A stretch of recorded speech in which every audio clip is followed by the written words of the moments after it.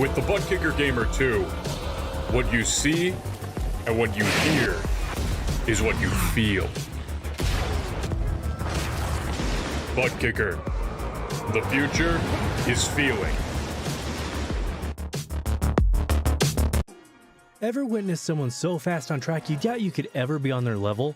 The mission of Advanced Motorsports is to demonstrate the speed is achievable for everyone. With the expertise of some of the best sim drivers in North America, we are set to release free content on social media and comprehensive guides on our website. For those seeking the ultimate experience, our Advanced Motorsport Institute and personalized coaching sessions are the way to go. No matter your level of experience, we invite you to follow us on our social media to learn to be fast.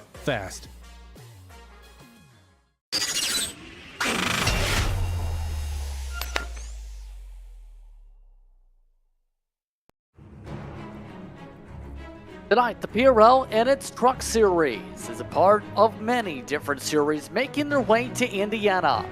It's Indy Week here for PRL and its Stock Car Series as we get the action tonight from iRacing's Virtual's Lucas Oil Indianapolis Raceway Park. Justin Prince, Derek Watson with you as we get ready to go racing short track style to get the night here for tonight's festivities. Lots to talk about, but let's go quick because first things first, we have Lucas Oil on the docket. Third race of the season out of the 9.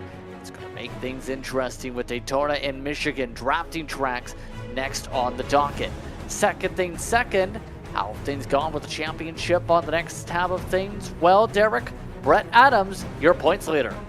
Currently a 7-point lead over Marty Calvert and a 9-point lead over Patrick Calgill. Then Andrew Sharp's back there, Jamie Graham, Zach Panzarella, Brandon Chatley, Doyle Lawrence, not here tonight, I don't believe, so he'll lose some spots. Philip Beaver and Mike Richter round out your top 10. Interesting standing so far, but the team side sees Wetterback final drive up top of the board. Fillmore Racing slipped back after an up and down race for them last time. Motorsports, Wetterback Racing Hunters, the top 4. Busters Buds Racing Club, they're also in the triple-digit club. Start things off after a couple races down this season in the point standings. So, our teams are already in the midst of preparing themselves for tonight's festivities. So that was a look once again at your schedule and standings. Tonight's action brought to you in part tonight by Advanced Sim Racing. Owned and operated by Passion Sim Racers. Advanced Sim Racing designs and builds the sturdiest, most durable aluminum profile racing simulation cockpits available on the market today. All PRL members also get a 5% discount code on ASR products using Precision 5 coupon code. Racebox offers mid and high-end button boxes for sim racing enthusiasts, from the casual gamer up to the most meticulous sim racing driver. Competitively priced and carefully handcrafted, our button boxes are an enjoyable addition to any sim racing room. Once again, visit Racebox to get 5% off Precision 5. Butt Kicker products add incredible immersion and realism to every game. Feel every nuance, enjoy, put yourself in the driver's seat. Bradness is a performance lifestyle brand motivated by motorsport and founded by professional race car driver Daniel Morad. For more information, visit moradness.com. Mr. Hedge iRacing Photography. Capture your finest, proudest, or simply worst moments from your hobby at up to 8K resolution. A great addition to any sim room. And by Advanced Motorsports. Get ready to learn to be fast with Advanced Motorsports. Follow them on their socials to become a better driver. That being said, our drivers already making the way to the starting grid. 25 starters, 25 registered for tonight's festivities here at IRP. Let's take a look at how they'll start in this one tonight. Andrew Sharp starts on the pole tonight in the Battle Bus truck, a 21.8 in qualifying. He was 7/100ths quicker than Nicholas Hunter. Zach Panzarella starts row 2 alongside of him, picking up a sponsor for tonight, Jamie Graham.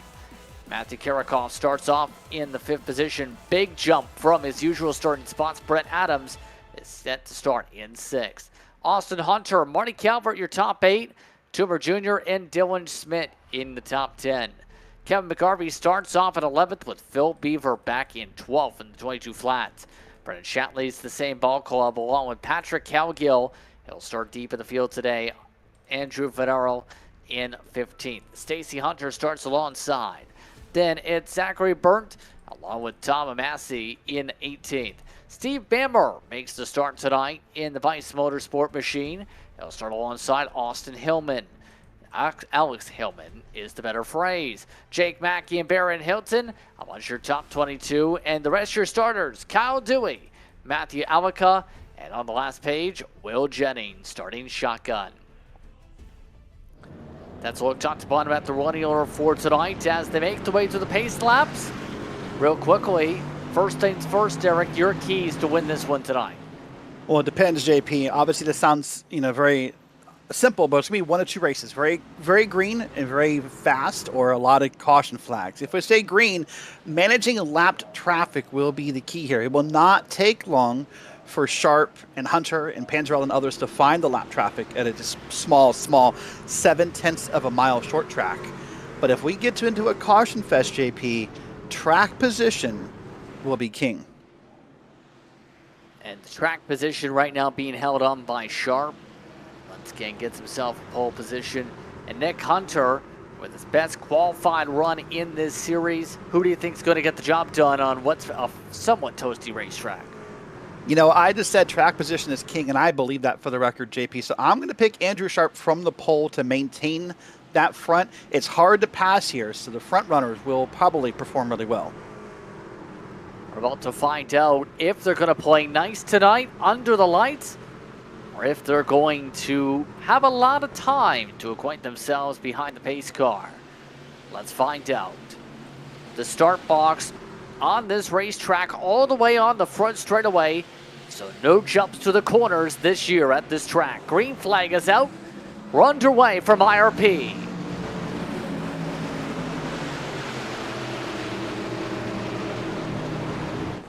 And caution.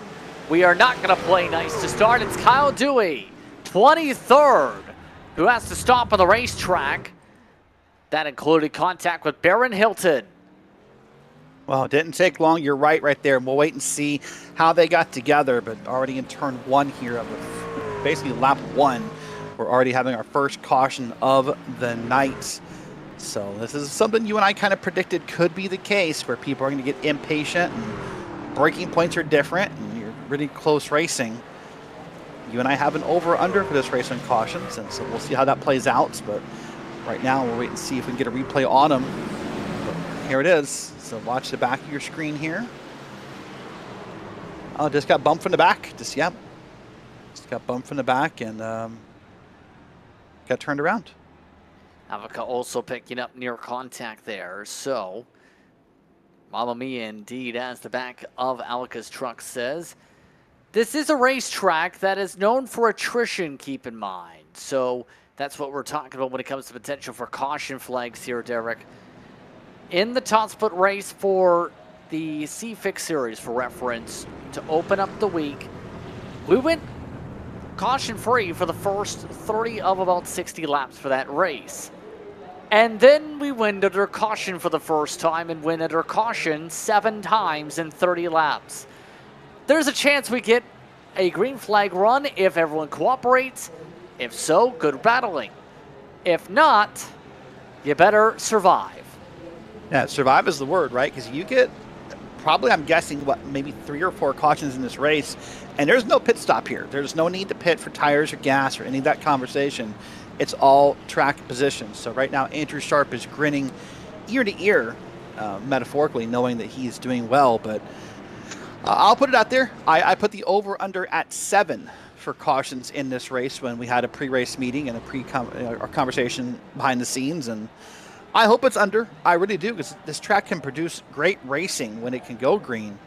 But 25 trucks is a lot. Let's watch an onboard replay here. This will be from Kyle Dewey. Let's see what's going to happen here in this wreck before we go green. Here it is, JP, at the start. There's the start-finish line. And Dewey just doesn't get into the braking point as fast as the 98 does, and got him turned around. And so that's how we went under caution for the first time already. 37 minutes still on the clock. We'll see how this one now goes. Of note, Graham jumped up to 3rd. Already up to 5th, Brett Adams as well. A couple drivers did get the edge for the scoring loops.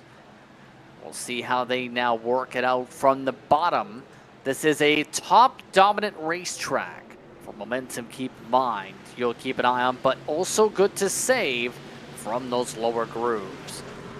Sharp gonna showcase that new start box up on the front straightaway. 36.5 minutes to work with. And green, back underway as everyone moves up to the wall.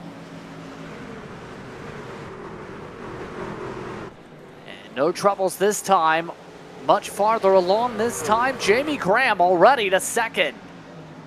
And through the field that time, JP, a lot more patience was being had by everybody, giving more space and not wanting to make that contact that happened the first time. But here's Sharp now up to the top already. As you said, they're going to rip that top wall. It is the faster line, not as much input into the wheel. And also it's harder to pass. It's harder to get under someone and make the pass here. So you won't probably see a lot of passing tonight. There's someone on the bottom. That green car, that's Panzarella, I do believe. Now to try, what you have to do, JP, is you have to kind of dive the pass and slide back in, or you're going to get freight trained. Austin Hunter did hit the wall there to open up his passing opportunity. That's why he got such a big opportunity to do so. Take a look at some of the battles, though, hard in the field. Phil Beaver having to duck back in line because drivers like Calgill have ripped that top side for corner exit. Beaver not able to slam the door shut. Beaver's having a really hard time here.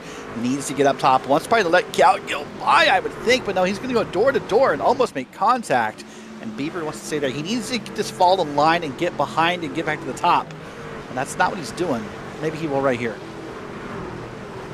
Yeah, right here is where it really bites off corner exit. Big bobble for Smith there as well. That's going to check him up a touch. Now, go ahead. I say, and that's the challenge of this track. Sorry to cut you off out of turn 4 right there. A lot of drivers talked about how when you try to really fight that wheel off of 4, the truck will snap off of 4 and take you to the inside. The good news is there's a lot of track down there. Look at all that track down there where you can save the truck. The bad news is you'll lose a lot of spots doing it. Graham coming off his first ever league win in any league, not just the PRL last time out. So far, doing a solid job holding on to the second spot as Sharp tries to check out. Yeah, and you see that purple line on the leaderboard means that Jamie Graham currently has the fastest lap. That's worth a point here in the PRL, so he'll want to hold on to that if possible. But man, look at him still side by side. That's Brett Adams making the pass down low on Nicholas Hunter. Nicholas, a great qualifying run. And I think you said career best in the trucks, a P2. Yeah, and so far, it's been going good so far for Adams. Already one win this season alone.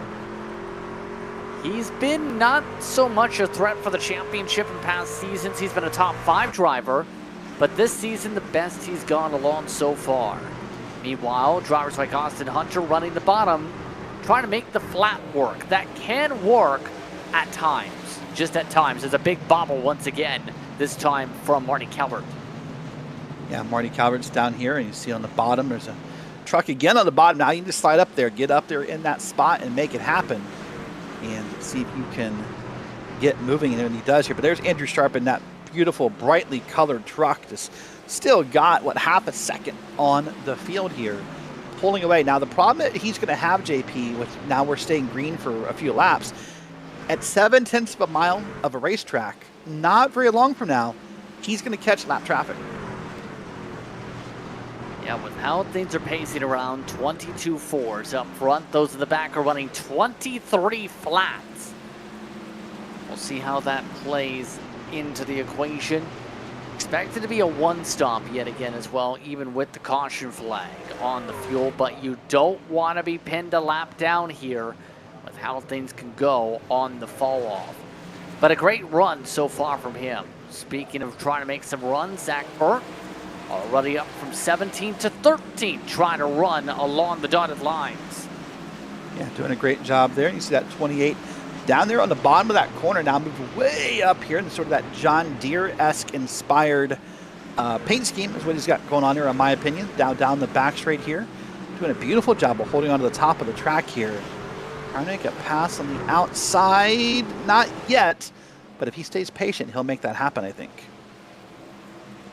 especially if he is able to rip Toomer Jr. off the wall, so to speak, on momentum. That seems to almost be the way to do it in a lot of cases.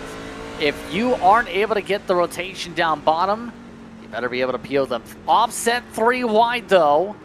McGarvey poking underneath. Zach Burton able to shuffle back behind Toomer Jr.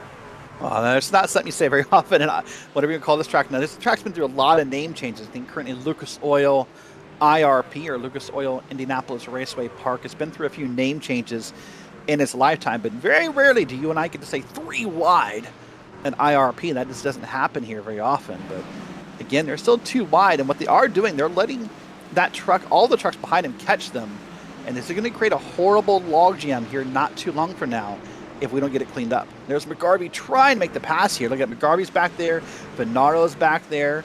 This is going to create a horrible logjam for Andrew Sharp if they don't get moving.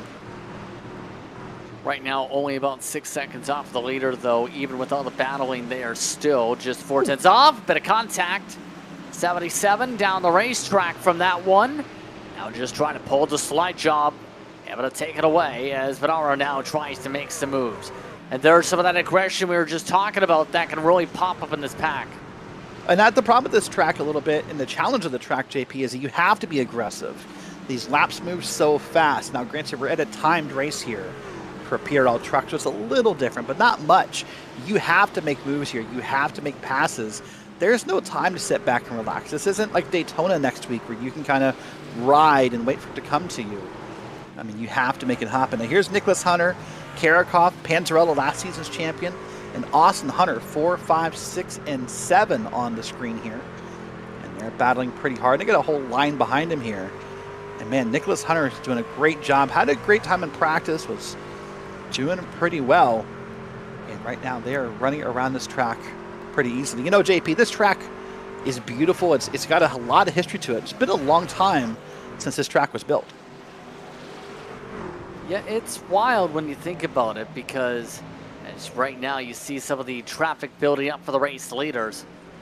There's been a lot of action around this circuit over the years, but better yet, it's held everything from some of the stars of today in the past when it comes to the short track scene, but also held its legendary Legend Series. If you think to the back to some of the Jaguar sports cars that used to run to the road course here. Yeah, lots of cars happen here. I'm going to come back to that point, but I want to mention right there, we talked about how lap traffic will be important. Look at that. Sharp got around that first lap car easily. Jamie Graham got held up a little bit. Wasn't able to get back up in the corner, so he lost about 1/10 or maybe 2/10 in that process. And now is still trying to close on Sharp here. But so lap traffic doesn't always affect the leader. It can affect everyone on back. So that was your first lap car. That was Tom Massey. Next up, I believe, would be Baron Hilton. And then beyond that, it'll be about 3-4 seconds before they catch Alex Hillman and the other. In the different lines still playing out. A bit more traffic coming up as well. But towards that traffic that's starting to really build up, Jake Mackey still with the throwback scheme for the NHRA. Look, this is a racetrack. Known for its drag racing around the facility too. Yeah, in fact, really almost a premier drag racing, but every year right around Labor Day or on Labor Day weekend, the NRHA comes here. Oh, caution, hold on. And Calvert's involved, Patrick Calgill involved, and he's going down the track in the Chatley. Wow, sit still, would you please? Patrick Calgill, but gets it safe here and gets it turned around. And man, something about this season, JP, I don't know what it is. Calgill just feels snake bit, doesn't he? Yeah, it's not the same season so far. But both Fillmore trucks involved. Let's take a look. Oh. Calgill just sort of, collateral damage. Look at that. That wreck had happened, and I think the 92 and Calgill both needed to check up there for that wreck and just let it work itself out. And that feels like 2 separate wrecks there, JP. We can see that one more time. I'm going to put our producer on the spot, but I felt like the Fillmore trucks were involved, and then Calgill and others got involved afterwards. Here's pit stops here, and then we'll look at it. Everybody but the leader just pit mind you. Already 26, 27 minutes to go on the clock. This very well could get drivers to the end on gas. And already 4 tires for everybody else. Jake Mackey missed his stall. So Graham, the first on fresh tires. A bold call for Sharp here, Derek, to stay out, the only one to do so.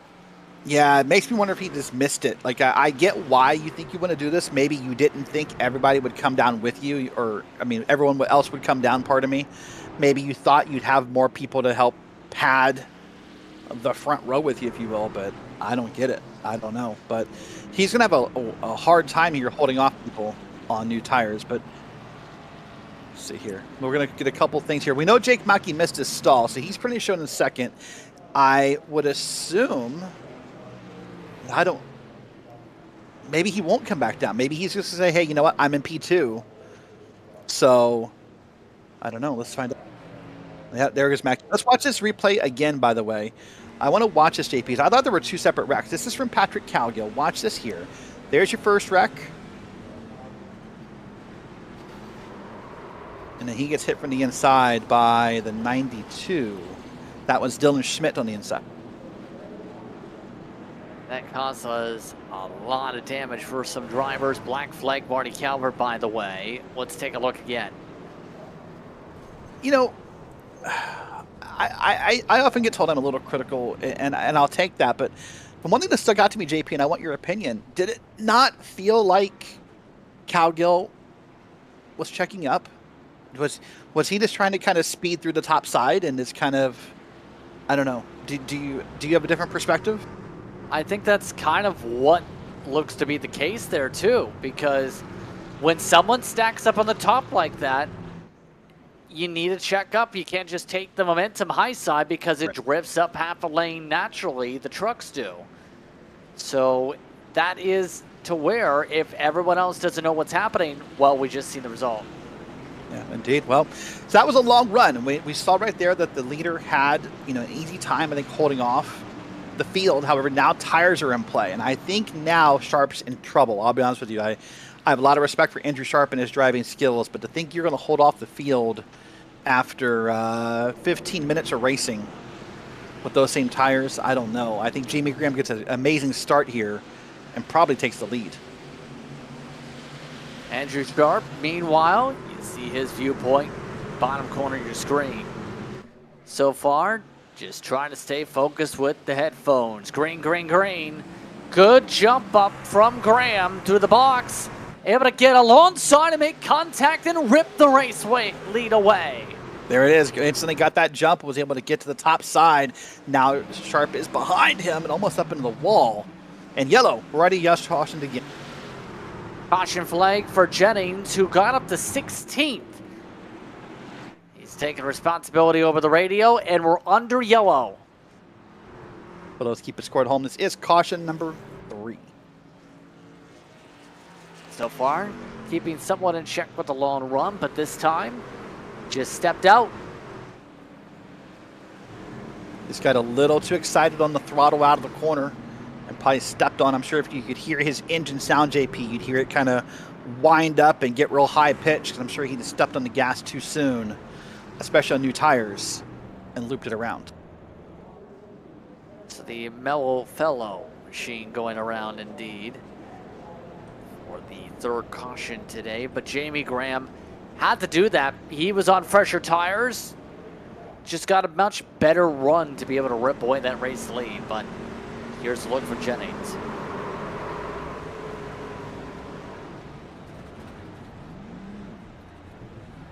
There it was. So, JP, you and I talked about this track and its features. One feature no one really knows about anymore. It's basically defunct and not taken care of. But this track at one point had a very, very beautiful 15-turn road course inside it that now this is not kept up with. And I think now it's just kind of deemed to not be usable by any means. So it'd be fun if we could ever maybe find videos of it. If you've ever seen it, it's a nice course, but no longer usable. Yeah, but today, you see where that little cutout is. The inside of the oval used to have a road course utilized a lot too, right where that pit road exit is. See that jet out. Lots of drivers used to use that for a road course segment, then hit the oval to close out the lap. That was something that was utilized a lot in the past by some of the stars on ESPN during some of the big short track events back then. But these days, used a lot by the oval is, by the Craftsman Truck Series, by the Arkham Art Series that has its highest count since 2016, 31 entries coming up. You also have a lot of Silver Crown racing that takes place here with the Hoosier 100. Yeah, Silver Crown's, by the way, one of the most underused and underappreciated vehicles on all of iRacing. It's a blast to race if you've never done it before. Beautiful, beautiful thing. I've done it for a couple seasons, and a really tight-knit community that I wish got more love because they are a blast to race. You know, JP, this track, by the way, you see that facility? Back in 1950, I think 8, when this track was built, 15 investors spent $5,000 a piece to have this place built. Think about that. $5,000 a piece, 15 people had this place built in 1958. That money today somewhere got to be in the millions. Yeah, I was trying to get the difference here. I think, we'll get you a number in a second. Well, race control is already giving a lot of commands and a lot of warnings over the radio to make sure to give space here for this restart coming up. Lights are out. Sharp Auto Tires is still up there in second. Brett Adams up to third from a 6th starting spot. Also up several spots, Phil Beaver, after the incident, still able to get to 8th. Also up a couple, Kevin McGarvey is running in the top 10 as we come to the green. I think Sharp will do better this time, by the way, JP, because now he has the top side to hold on to hold off Graham. I don't know if he'll keep the spot or he'll get back to lead, I should say, but I think he'll do better on this start than the last one. Sharp trying to time it up for the high side. Graham trying to make sure he can clear on through. Much better launch for Graham. Green flag is out back underway. Brett Adams ready to try and slide it along for second. Well, what a beautiful launch that was for Graham. You saw him get a big gap here on 2nd and 3rd, and now they're going to fight 2nd and 3rd as that Sharp and Adams coming down here into turn 3. And Sharp way to the top and Adams on the bottom, and I think Adams will probably still clear him here out of 4. Still battling side by side right now, trying to wrap the middle line. Look who's trying to make some moves to the Hunters, going offset 3, scattering about.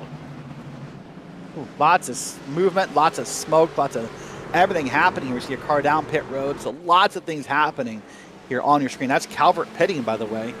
But man, look now, Graham is now the one with a half-second lead over Adams, Sharp, and others. Oh, and whoa, Graham way low. What happened to Jamie Graham? Wow, that was crazy, the fact he held on to that without hitting anything. That'll put Brett Adams in the lead, but that was a crazy ride. Man, look at that. That was almost pushing from Hunter to Sharp there out of the corner. That's not advisable.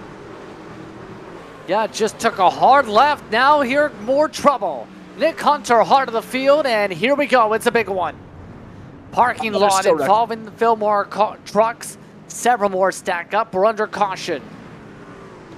Everything seems to be moving for the most part, but yeah, lots of everything happened there. Jamie Graham, by the way, said his screen froze out of the corner and it sort of messed with his controls. So that's why he went swinging wide. Let's watch this first. Then he just couldn't see where he was, so give up a couple of spots there. But for a screen freezing, which we both had happen to us before, JP, great job at a short track, not hitting anything. Yeah, just relying upon the force feedback has to be at that point. Significant damage for drivers like Calgill and Moore, it looks like, from this situation. 17 minutes to go, and Andrew Sharp has pit. Yeah, I think Sharp has now seen, the benefit of tires and will come down here. He's going to put him in the back of the field, which is the downside for Sharp, but I think he now realizes he just was too difficult to hold on to. So he'll have to give all the track position away. Nick Hunter, take a look at it in a moment here. This is where things really stacked up. Watch this. That's Hunter on the outside. And I think he got tapped out of the corner, and then it just gets like, it's just like watching cockroaches scatter here down that back straight. We'll try a different angle here in a second so you can see it better, but I think it was going to be, I think it was Philip Beaver maybe who got caught. We'll have to wait and see. I don't want to call the name incorrectly, but there's Sharp all the way to the back of the field, and that's a big hit for Andrew Sharp. Let's try this replay again, JP. Let's see if we can find a better angle this time. Watch it here. Watch the top of the track. 3 wide, and yep. Man, I have never said 3 wide so much at this track than we have tonight. And 3 wide here is not great, to say the least. With what Yeah, we see. that's being polite about it. Yeah, but he's cautious about 3.5, 4 minutes here. So 16 minutes on the clock. It's looking great for Brett Adams. Zach Panzarella, though, is outside front row for the upcoming restart. Yeah, we'll see how that fares out for Panzarella, trying to repeat his championship, and we'll see if he can do that. By the way, to finish up on the story from last caution. Oh, sorry, let's do an onboard. We'll talk about my nerd stuff later. Let's watch Philip Beaver here. This will be in the middle of the 3 wide, JP. Watch this here.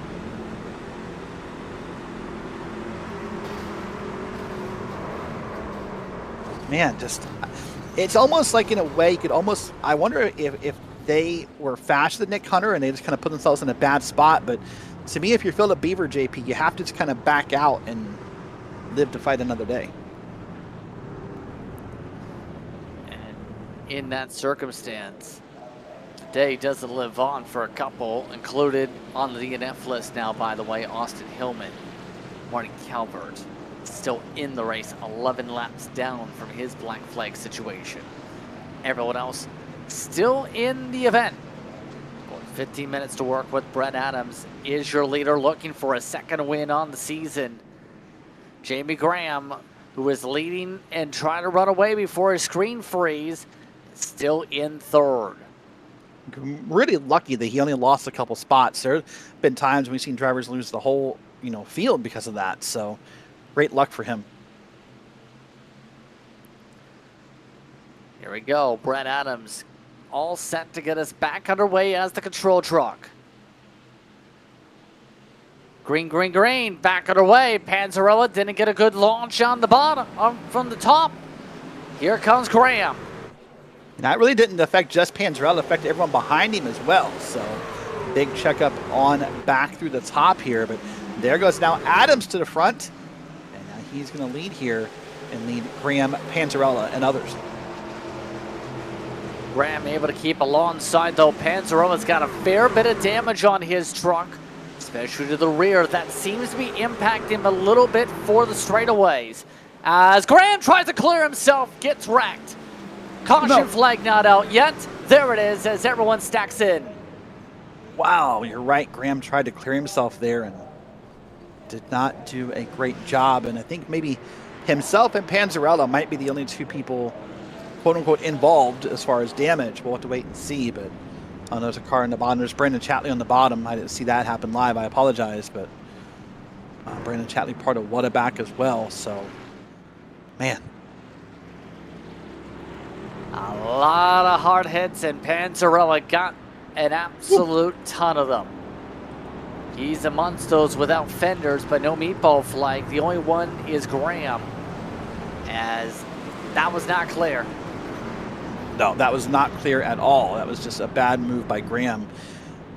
The downside to this type of racing, JP, where we're at a short track, is that if you are in Panzarella and you do get damage like we saw as he went by, these pace laps are not long. You do not get to fix more than, 10, 15 seconds at a time?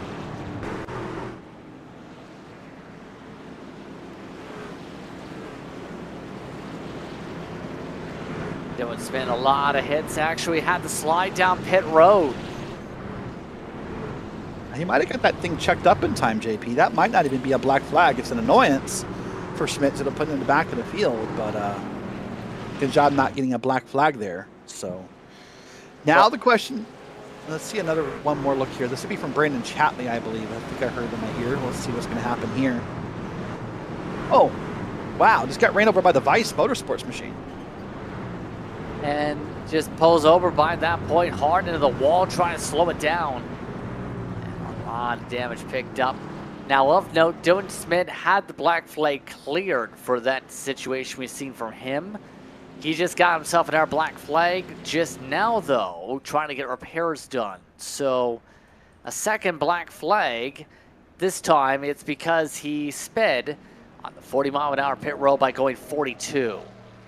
Sorry to say, that sounds weird to say, when we drive our street cars, but 40 doesn't sound slow. But when you're doing even a short track racing, JP, when you need to go 40 down a pit road, it feels like if you even sneeze on your gas pedal, you can get caught speeding here. So very, very difficult to stay at speed on pit road. Well, now we're into that number of cautions we were concerned about. Now people like Adams, Panzarella, Austin Hunter, in my opinion, Philip Beaver have an advantage because of where they are on the track, because it's going to be harder and harder to pass and more people are going to get impatient. Hey, JP, speaking of which, Philip Beaver, by the way, if you know this or not, in 5th grade summer camp, pardon me, did you know that Philip Beaver was a contest-winning air guitarist?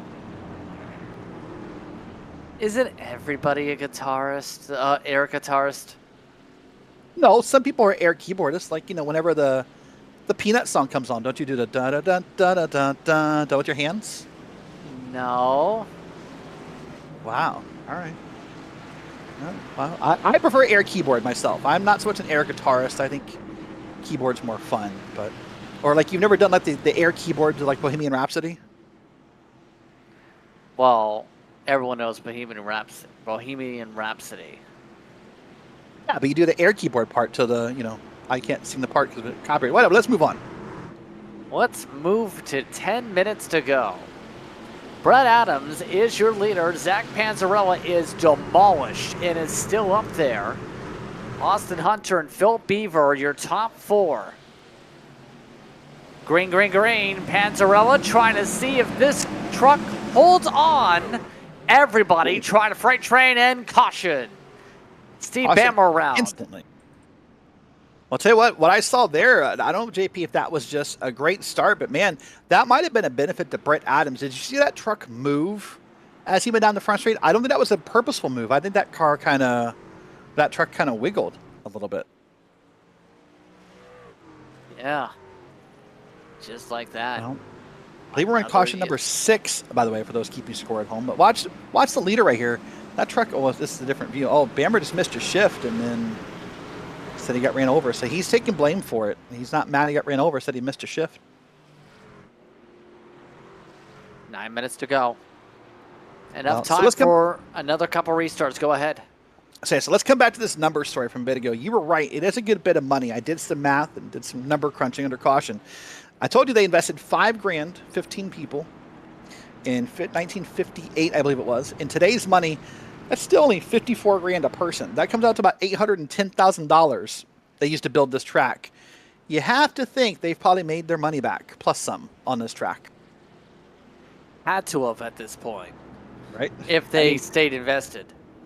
Yeah, that's true. Yeah, that's a valid point. But yeah, probably even just the NHRA event every year probably helps them keep, that profitable here. So let's watch a restart here. I'm going to see this. Watch this, by the way. Watch the leader. This Brett Adams on the inside. Does that car wiggle?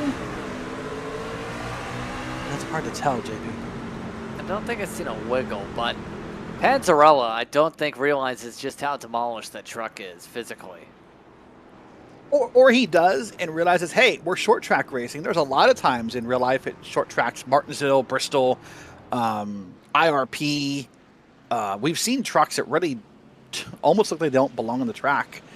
Still have great runs. At this point, with 9 minutes left, you just got to hope it goes well, I guess, right? I mean, what else do you have available to you? Yeah, and with 7 minutes to work with, it very might likely be down to a final restart after this point. Austin Hunter up to second, by the way. Good on him to be able to charge through this field from 7th. Philip Beaver, despite the incidents early on and some of his struggles, still holding on to the 4th position. So we expect the one to go coming up here.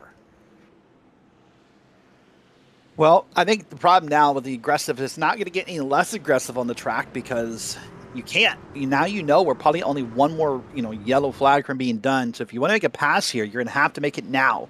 You're going to have to get in there and make something happen. And if you're Brett Adams, you want them to be aggressive. You want them to put the yellow out. You want this win. And so you can secure yet another PRL truck win. So getting ready for the restart here. Lights are out on top of the iRacing pace truck. Brett Adams, Austin Hunter, Zach Panzarella, Phil Beaver, Matthew Karakov with damage, Mike Toomer Jr., clean truck. Then McGarvey and Vidaro, your top 8, Zachary Burns in 9th, Stacy Hunter is holding in the 10th spot. Yeah, much different field in some ways than what we saw in the start of the race. I thought for sure we'd see some of the familiar names up here, but lots of movement happening here as you see the names moving around the leaderboard, but maybe for the last time, we're going to see how this plays out. We're about to see here, 5 minutes to go. Coming up, Brett Adams gets the green, back underway, and already Adams to the top side. Great job clearing the field. Look at Panzarella falling back here, got caught in the inside. And that's going to be a Philmar truck on the outside of him here. And he's going to fall back quickly as Panzarella. That's Philip Beaver making the pass here, top 3. Look, now they're 3 wide in the back again, JP. That's Cowgill in the middle. Karakov having issues off of turn 2. That's why he's 3 wide bottom.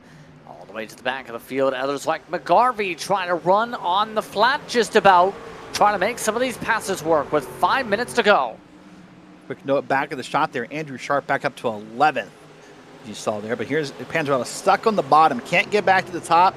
Man, JP, in that moment when you're in the truck, it's like when you open a door at a restaurant for someone and like 8 more people walk in right after you. That's what it feels like to be stuck on the bottom here at IRP.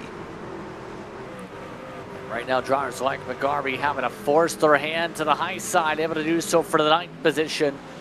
With a hard charge these corners. Estimated lap total, if we stay green, mind you, 13 laps. If we don't have a yellow, never mind, caution flag, and that could end it. Baron Hilton. Second time tonight, Baron Hilton believed to be involved, and that, I do believe, by all intents and purposes, puts this at the finish. 4 minutes and 30 seconds was the time at the time of the caution flag. It's going to be tight. I don't think that's going to get in time. We've seen it go 4 minutes for the cautions. Yeah, we'll wait and see. I guess you're right. It could happen here, but right now, if you're Brett Adams, you're hoping it doesn't. You're praying it doesn't. Even for Austin Hunter in a P2, that's a good run. Let's see what happens here in the back of the field. Baron Hilton maybe got run over. I saw Jennings back there. I'm not sure if there was contact or what happened, but yeah.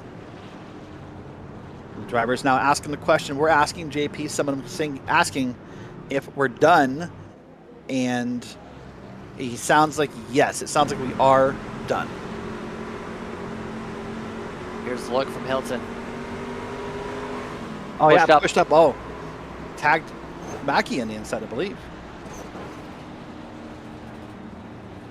Simple user error, and that brings another yellow with him on the pavement.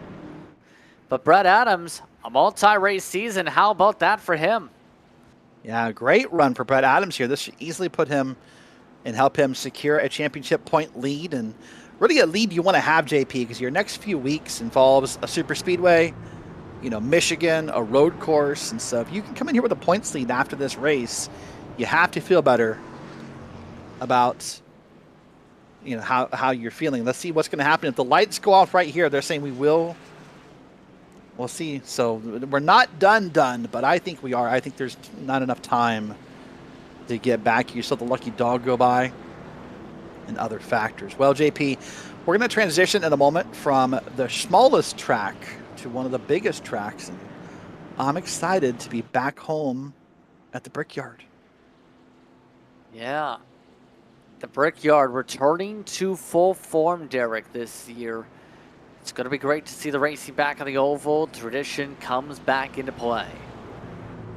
And a lot of question marks, right? A lot of question marks about how the cars are going to handle, what the racing will be like, and we're going to start to answer them here very quickly here. There's a busy, busy week of using the Brickyard here on RaceSpot. We'll have the Grand National race here Coming up next, later in the week, we're going to do the full-length Brickyard 400 top split NIS here on RaceSpot, and other leagues and whatnot will be using the track as well. But we're keeping all eyes on the pace truck as we are waiting to see when or if those lights go out. And right now, if you're Austin Hunter, you're hoping for it. If you're Brett Adams, you're hoping they don't. There is questions if they're going to restart again. Look at the time. There was a signal for 2 to go at the flag stand, it appeared. So this may get a lap. Maybe so at best. We'll see what happens here. It looks like we are going to come up to the stripe with more than a minute to work with. Should be just enough to get a restart for a lap. And here's the problem we're going to have, JP, is you know and I know in iRacing, when we take the white flag, what happens? Yellow flags are off. It is all, every person, every driver, every man, every person, every warrior for themselves here. So this will be a little chaos, a little crazy, a little manic right here, all in one. Race Control's message, stay alive for what will be the final restart of this race. Lap times take about 22 seconds at full son. This could get interesting on the lap count from here. 27, 26, green flag is out. Brett Adams on the gas, all running to the top. I think we're 2 to go. I think they're going to maybe make it around here and catch a white flag. Let's find out. They're already 2 wide, and Hunter is trying to get to the lead. Coming up to the white flag should be here. Per Race Control. Lots of crashing. Now the caution comes out, and now we'll finish under yellow. Big wreck at the back. I see Maki involved. I think I see Cowgill involved. Cowgill? No, it's not Cowgill. Big wreck here. So that's going to end it here in the moment. Well, we can now say congrats to Brett Adams, as that's going to end this race. Austin Hunter will once again finish second. He finished second last season, I do recall. Philip Beaver third, Timber fourth, and Panzarella, your current champion, P5.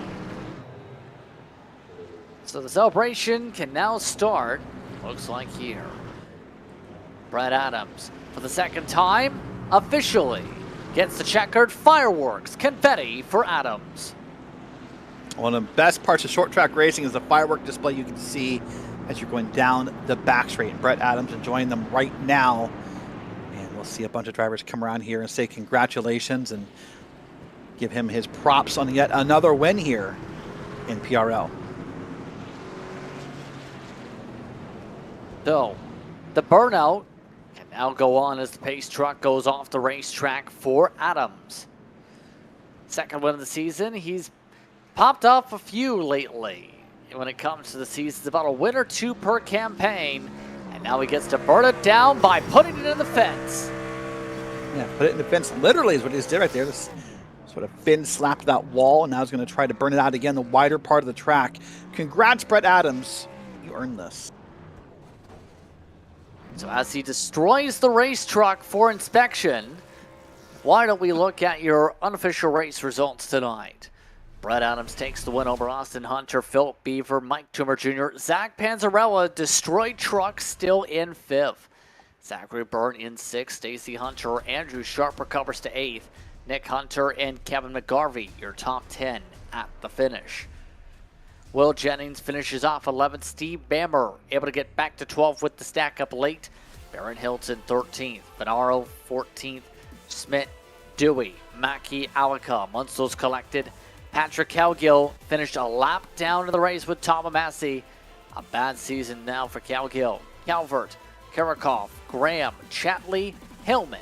The rest of the list, those multi-laps down here tonight here at the PRL Truck Series. Let's take a look now at what the drivers have to say and take a listen. We have our top 3 already standing on by. Brett, a multi-win season, and now this puts you in the championship conversation. What's going through your mind with win number 2? Man, I'm pretty excited. I've been in this league for a while, and I've been always on the cusp and never quite there for the championship in a season. So I'm excited to see what the rest of the races hold out. In your opinion, what made tonight so different compared to some of the others with the short track? Well, that first run was awesome. I think it was a lot of fun. Interesting to see a couple different lines. I know I was running a bit different line than the leaders, and felt like that might have worked on the super long run. But yeah, super excited for the win. Just do feel terrible the way that it ended there with Jamie. He had an issue with his monitor blacking out, which got me the lead, and then caution after caution, they keep breeding, and that kept me up front. So, drafting tracks, the focus the next couple weeks. How are you feeling about your super speedway skills? Well, I'm a lone ranger. I don't have any teammates out here, so we'll see. Maybe some guys on Discord want to team up, and we can help each other out. Any shout-outs you like to give? Yeah, shout out my family, Parker, Hudson, Lennon, my wife Lindsay. They're all watching in the other room. Of course, you guys for always putting on a great show. Brad Adams coming away with the win tonight. Congratulations. Brad Adams, the winner in this one. Austin Hunter, he's in second. Awesome. What a great run tonight, buddy. You had an awesome run there towards the end. Got yourself up to second place. Appreciate it. I was able to just kind of miss some of the wrecks there and just kind of pick my way up through the pack and held on when I could. And do you think if we stayed green for the last lap, do you think you had anything for Brett, or was second place sort of your destiny, if you will? Oh, second place is definitely my destiny. Brett was on rails, and honestly, I was hoping for a caution just to be able to hold off because I think Beaver, some of the other guys were coming pretty quick at the end. Well, it's been a busy week, I know, for you. Of course, you, amongst many others, excited for the release of College Football 25. Put a lot of time into that. But glad to see you out here racing tonight. Anyone you want to give a shout out to or say thank you to? Absolutely. Want to make sure I say thank you to you guys. You always put on such a great broadcast. My team, Waterback Racing, a bunch of great guys that always do whatever they can to help each other out. Do want to say good job to my brother Nick, even though he got messed up there. That was his best qualifying and probably one of his best races ever. Just thank you guys for everything. And in terms of NCAA football, go Bobcats. Ohio? Texas State Bobcats, baby. Is that even a thing? Does anyone go there? I went there. I spent a lot of my life and too much money there to not have a degree. Did you spend 8 years on a 4-year program? Exactly. I got it. Understood. All right. Well, listen, great job tonight on the run, and I'll see you on the field pretty soon. Thank you, guys. All right. That's Austin Hunter, JP, finishing P2 here at IRP. Strong run for him. Phil Beaver also having a strong run tonight in the very end, at least. What, in turn, Phil, turned around for you to be able to get the speed for the late stage? Oh, wow. I did not have talking to you guys on my bingo card tonight. I think the speed was there the whole time. You just had to be consistent. And, I mean, with qualifying times, you could fit 10 of us under a blanket. And it was just getting lucky and being at the right place at the right time when the trouble happened. And thankfully, I made it through all of them. And, hey, I'll take it. Overall, though, it's been an interesting year for Phil Maher. Started off with the top spot from the first race, but has now seen some interesting moments. What's kind of been the mindset of Phil Maher? Marty tries to keep me grounded. He's the sane one of the two, and he's the better driver. So we just practice a lot, and our goal tonight was to survive. And I haven't seen the replay, but I think he may have been part of something that I don't know. So we'll take a look at it. But our goal is to just keep our heads down, do our best, and sooner or later you get rewarded. Also, I have one more question forwarded over from Derek. What song did you air guitar with in grade 5? I'm going to plead the fifth on that one because it was, say, 1989, and there may have been spandex involved. A long time ago. Any shout-outs you like to give here tonight, though? My wife, Kelly, love you. Thanks for letting me do this. Milas, I tried, buddy. I tried really hard. Once again, congratulations on the podium. Thank you, sir. Phil Beaver coming away in third tonight. Like, thank him and the rest of the top 3 for speaking with us during post-race coverage here for the PRL Truck Series. And next week, we go Daytona racing, Derek. The World Center of Racing takes focus. High speed, bumper to bumper, chaos, adrenaline, everything pumping all at once for racing at Daytona. I'm already excited. We're a week away, and can we just start now? Well, can't yet, but we'll see you when we can at 8:30 p.m. Eastern time for the race. Should be a fun one. But we still have lots of racing to go because it's time to the return to the Brickyard for the PRL on the oval. For the first time in years, it's time to go racing at the Brickyard in rectangular shape. Welcome to the PRL in its Grand National Series for the third round of its campaign. Once again, Justin Burns, Derek Watson with you as you see the schedule. Much different is the complexion. You can talk about, Derek. Indianapolis returning is a big one, though. Yeah, it is a big one, isn't it, right? Going back to the four corners and the Brickyard, you're right, it's different. Then the schedule sort of mixes itself around. Here we got Michigan and Daytona at the end. Darlington's the last race regardless, but those three races in the middle are very different. Kentucky Speedway, Lucas Oil, and Chicagoland. So those are sort of the three question marks because Chicagoland we use a lot. Kentucky and Lucas Oil, see how people fare here, but everyone needs to get themselves ready for races 7 and 8. I think those are the wild cards on the Grand National schedule. How have things gone on the schedule so far? Well, Zach Kerr's been looking very fast. 96 points over Abner Acosta's 84. Probably Holly rounding out the top three entering tonight. Ross Cato also up there in the conversation. Jeff Ward's been also impressive, Derek, in his races so far on speed. Yeah, great look on back here. I mean, everyone right now is within 33 points through a couple races. I'm sure that'll get bigger in some gaps, but let's look at the team points as well here. And I think that's sort of also a bread and butter of this season. Hyperion Racing 157 with private label Team Hype in second place right there.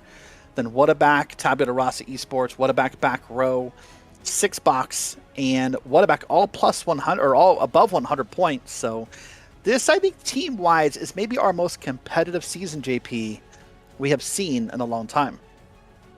Yeah, pretty competitive one, to say the least. We'll see if it stays that way the rest of the way, especially with the different racetracks on the docket. But tonight, it's return to the oval, still less than a minute before qualifying, as they try and get themselves ready to go. 2 hours of preparation. Bradley Hawley just now set the fastest time of the session by 1,000th of a second. That's how close the field is. Yeah, very, very close. There'll be a lot of drafting here, a lot of working together, hopefully to make some runs happen. But I think the key tonight will be willing to adapt. I think how this race starts and how it ends as far as grip and lines and pace will be vastly different here as we come around this beautiful 2.5 mile facility. Of course, we talked about history at IRP, JP. No need to talk about the history here. Mostly in the IndyCar, but even in NASCAR, lots of history here at Indianapolis Motor Speedway. Yeah, they've been stock car racing here since 1994. And for the first time since the beginning of the decade, we're going racing on the oval itself rather than just the road course with the Top Flight Series in real life. But qualifying now about to get started here. In total tonight, 22 entries making the way to the racetrack. Your thoughts on what needs to be done for a good qualifying? Oh, you're going to have to really just be patient with the car. Be willing to maybe not cook these tires on the outlap. Be patient here. Go a little slower.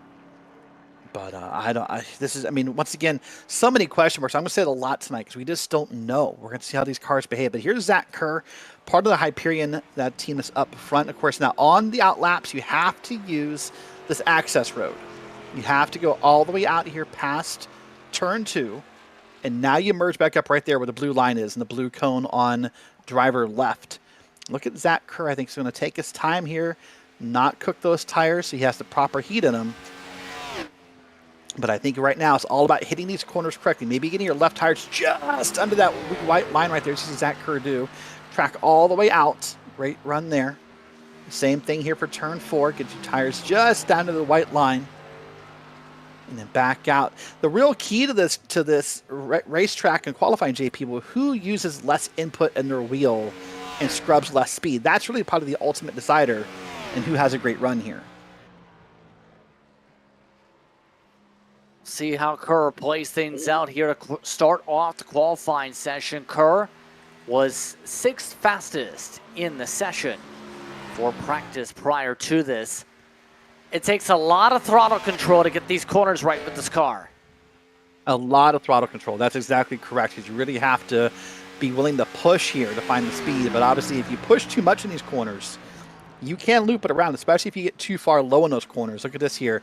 Down there on that, those bricks or that pavement down there, you touch those in this car too hard, and you'll lose that car. But see, Zach Kerr is kind of trying his best to keep right at the white line, just maybe a tick under it, and tack back out all the way to the wall. And he'll come around here, and he will set a time of 53.965. That's, of course, he's first out, so he's the leader for now, just by benefit of being the only person to be complete here. So we'll see how that handles here. Now he's still first. There's Mike Knight and James O'Brien, both behind him, second and third. I've noted Knight's gotten loose on his second lap, so take him out of the equation for the time being. Ted Lowendick, top of the board. Thomas Sink, still yet to set a time here on board with. Despite the distance of this track, JP, typically at big tracks, we always like to think you wind the car up and your second lap should be better. I think here your first lap should be your ultimate lap here at Indianapolis.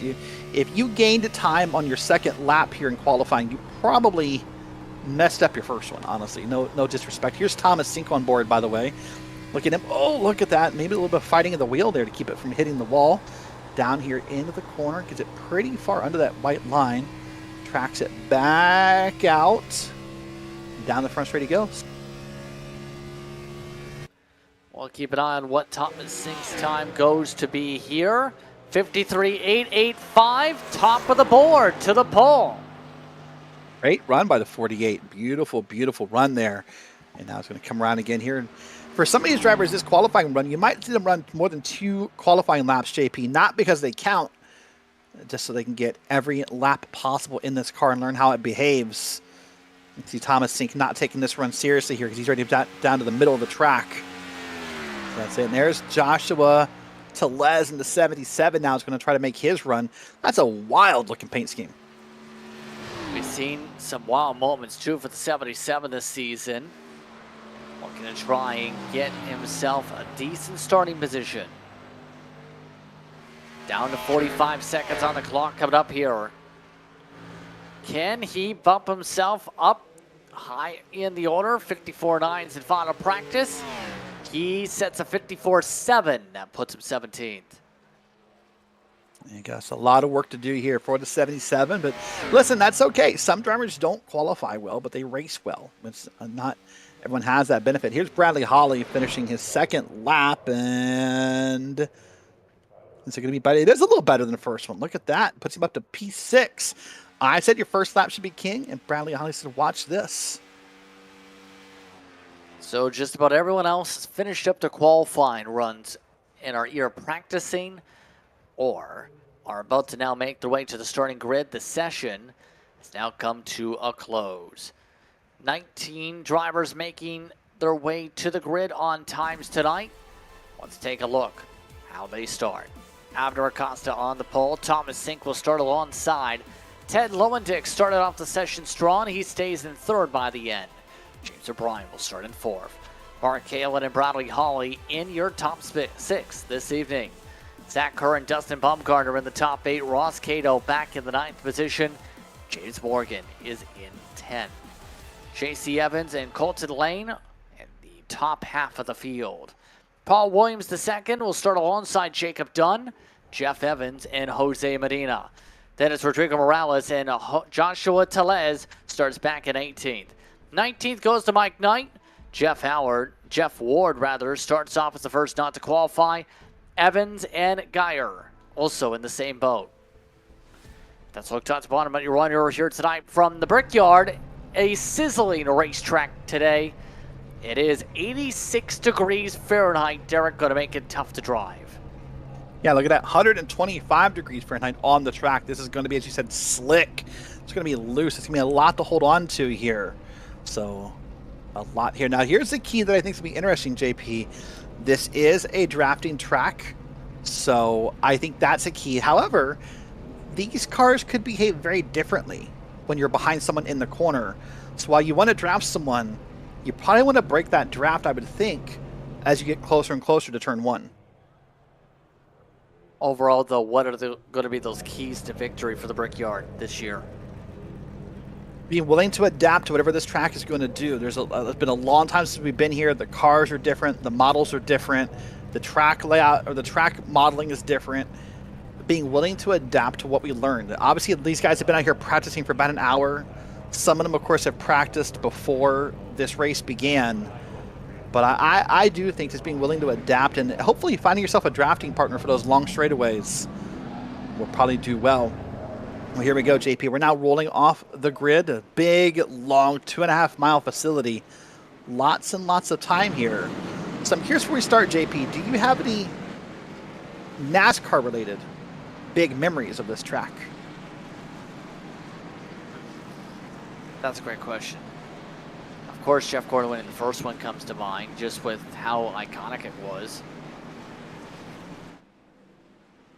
Yeah, What I are think yours? mine would be, I mean, maybe not a memory, but I know that the random trivia fact, this is the first track where the NASCAR Cup Series ever used a green white checker after the rule was implemented in the mid-2000s comes to mind. But I mean, you're right, just some of the iconic wins. And I mean, for me, it's probably Tony Stewart climbing the fence after his win, and just how exhausted he was, you know, in that moment, and just feeling that emotion, which is you and I as broadcasters, that feeling of emotion is what we want, what we strive for, and seeing it just pour out of his face, you know, in his body in that moment was iconic. But yeah, climbing the fence has become a tradition in Indianapolis that I don't know, it's not my favorite tradition.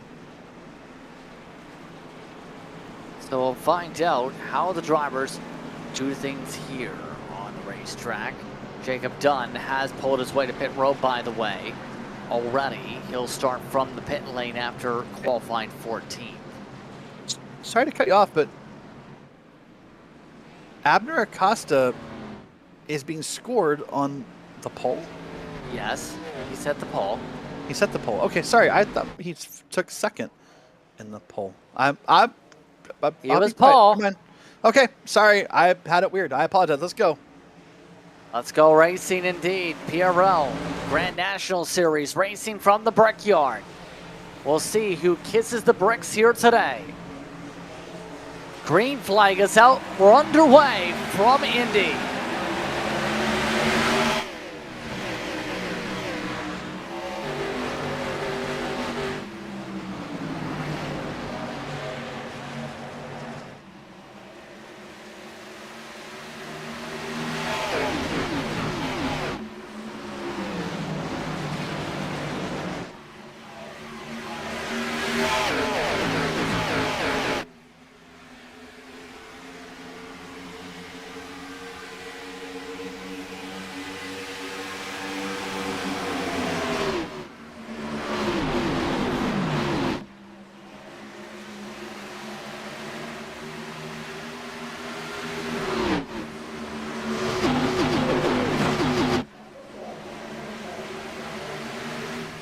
Acosta clear for the race lead, taking it from Thomas Sink.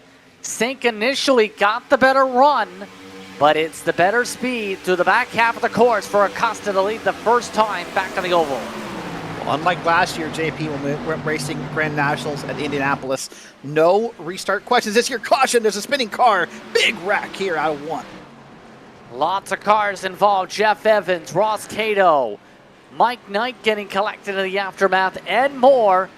Under caution for the first time already. Man, oh man, big wreck there out of 1. Not sure what caused it yet, but that's going to be a lot of cars here. And unlike our last race, you have to get the damage fixed. You will be in horrible, horrible shape with all that damage here at the big speedway.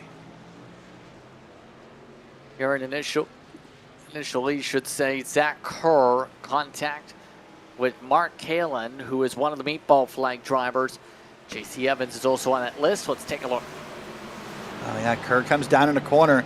Kalen's clearly there. They bump. Ah, man, I don't know. Feels like Kalen maybe got loose out of the corner by himself well after the contact, but then look at the calamity here. The cars, the smoke, the spinning. I need a full list. Looks like I see James Morgan involved. I saw Jeff Evans back there. More cars still coming around. And that ends up collecting several drivers. As mentioned, Evans and Kalen with meatball flags at the minimum. Already, several drivers having to make their way to pit road due to chassis damage as well. So the cautions already get underway here. Acosta is your leader. Now let's see it again. I think maybe the assessment I have is a little. I think Kalen never saved the car. Okay, I think Kalen never saves the car. Watch this here. Watch this. Is be Mark Kalen on the inside. There's the contact, and look at Kalen wobble, wobble, wobble, wobble, and it comes around. Yeah, he never saved the car after the contact with Mark, or was that Kerr? Pardon me. Picks up a fair amount of contact for it. And already fuel saving on the minds of some to be able to stretch things out on the mileage. 58 estimated laps to go at the stripe, mind you. So already people are thinking big picture on the gas. Yeah, why not come in here and top it off? That'd be a question in my head. Like, you never know. You know, this track, we could. This is a big track. There's plenty of space to spread out here and get some green flag racing. And so every lap or two that I could get as an advantage on the run will be helpful in that moment. So there's a couple of vehicles coming down here. There's Colton Lane, I think, right there. There's James Morgan coming down. So some of this will be for damage. Like I said, these guys have to get those cars fixed. Unlike IRP, JP, you can't run around here with damage and expect to do well. A big thing when it comes to this version of the oval here at Indy 2, the stock car oval as iRacing calls it, the commitment cone is very early. And I mean extremely early for that blue cone and the yellow cone. How about all the way towards just where that you see that red and white sign? That's where you have, yeah, you have to be able to get yourself to speed by then, or else black flag. And I don't think we have a shot of it, and that's okay, we don't need it. But compare that, JP, to the IndyCar layout where the cone's like inside the pit wall. You have to, it's so much difference there about where the line is. That's something that looks like all of our drivers were aware of, thank goodness. But I bet in some official races this week, I bet a driver or two gets caught with a black flag. How about a driver or 2,000, give or take, based on the iRacing count? But already under the yellow, this is one of the quickie yellow racetracks, mind you. So expect these drivers to get ready to come up to the restart pretty soon. But each caution will burn about, give or take, 5.5, 6 minutes off the clock. Yeah, it will. So we'll see how many we can get through or how many we need to get through. Hopefully we get a lot of green flag racing in here and let it work out. But I want to come back to a topic here I started to hit on right before that wreck happened. Abner Acosta, as you said, did not get the best jump on the restart. Now, of course, that's opposite of last year when he had such a great jump that there were questions about if he jumped the start. This year, that's not the case. But, man, I mean, Sink was all over him. So now I wonder, will Abner learn anything here on this next restart? Or can Thomas Sink pull away this time and not look back? I don't know. But as you said, Sink got an amazing run there and got a little bit of a push and was just moving through the field. So coming up to the restart. 1 to go. Costa. Thomas Sink just stole his lead lap, by the way. So why not, I guess, to be able to get yourself a lead lap. James O'Brien, Bradley Hawley, Ted Lowendick amongst your top 5 cars here. Zach Kerr still remains in 6th. Bumgarner and Medina, your top 8. Yeah, so I'm just taking a look here on pit road, and we'll see. Still a couple cars down pit road, and Kalen's still on pit road. I think he's the only one, actually. The only one still down pit road. Funny story about Mark Kalen, by the way, JP. We talked in the interviews of the Grand National, or the truck race, about EA Sports CFB 25 coming out this week. Mark went and got himself a new PS5 so he could play with the Whataback teammates. Got so addicted to the game, he missed his PRL race last night. I mean, it's the most anticipated game in years. Years. I don't blame anybody, and I almost called out the broadcast tonight for it. I didn't, but I thought about it. I did not. I didn't think about it, but I thought about it. Like, I wanted to do it. I'm addicted right now. I have a dynasty to go finish when this broadcast is over. I'm not gonna lie, I'm waiting for my copy, the physical copy, by Friday. Are you Xbox or PS5? PS5. No, it's too bad. All right. So, we'll try things here. Acosta is in control for this restart. Sink on the initial start had gotten the better jump high side with the green flag. But now Yeah, wait and see that happens again. Yeah, we're about to find out. 47 minutes. Pace car to the safety of pit road. And a restart zone is on the wall just to the right. Acosta times it. He's clear. The battle's on for second.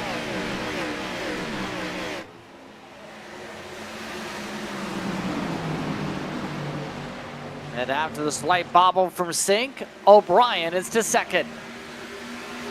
Well, here we go. Now down into the corners again. Here we go. As you said, that battle's on for second. Man, look at that. O'Brien's now cleared. Now Sink back to third. Lowendick's back there. Zach Kerr's back there. So lots of battling happening early all across the track. Here's a backwards look from James O'Brien. And that pass getting set up there on the inside, and Kerr's going to try to make it. That's not Kerr. I apologize. That's Bradley Holly. Yeah. Holly already on the charge up to the third spot after all things. Initially started this race back at sixth. Not bad. He's been going deeper in the braking zones, though, compared to some of the others.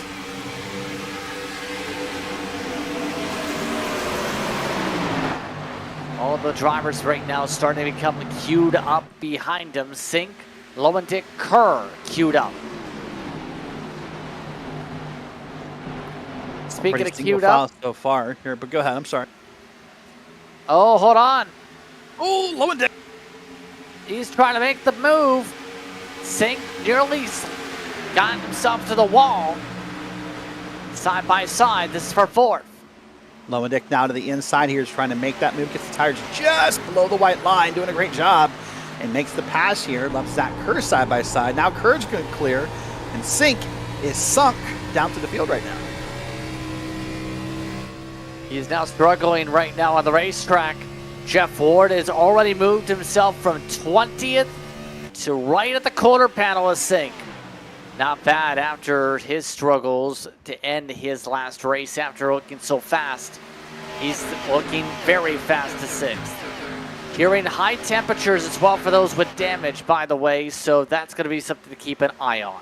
Speaking of keeping an eye on for the damage report, Derek, you're standing by with somebody from the pit road. Well, sitting here with Mark Kalin. Mark, not the run necessarily won. And what happened there was Zach Kerr? Yeah, I think I just got in a little extra hot and got up into the side of him and couldn't maintain control of the vehicle. I'll let the other stewards take a look at that and see if a penalty is required or not. But just unfortunate, 2 weeks in a row, first couple laps, and got a wrecked race car. Hate it for everyone else involved as well, but yeah, I think I just carried a little too much speed and got into Zach. So on a track where aero is king and speed is important, are you going to try to come back out, or is the car done for the day? Oh, always. Yeah, I've got about 15 minutes of damage left. I'll be back out there to see if I can salvage any points. All right, now I'll ask you last before we get back to racing. We talked about in the broadcast. Is it true that you missed a PRL race to play football last night? Yes, it is.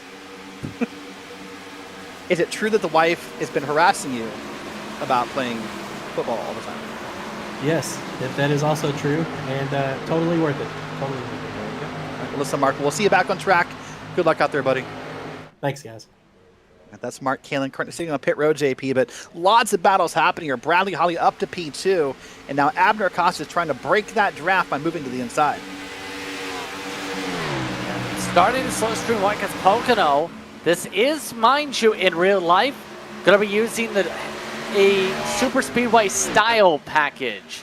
Same for Michigan. So draft is expected for the real race, at least, to be pretty pivotal. Now, last week you and I talked about the whole snaking aspect of the race at Pocono. I'm curious if that breaks out here, in this track, if drivers want to start to pull that snake again, or if we're going to stay in line this time. But what I find sort of impressive so far, look at this, is that even with the draft, you got Holly, O'Brien, Lomendick, Kerr, Jeff Ward all in line, and Abner still has that big lead. Well, clean air is king still, and Acosta, we know, is very strong when it comes to these corners.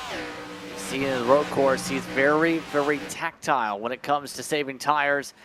This is huge for later in the race if he's able to do this right now, and he's also preserving tires. If not, then that could open up the door quickly. The tires can burn quickly if you push too hard here.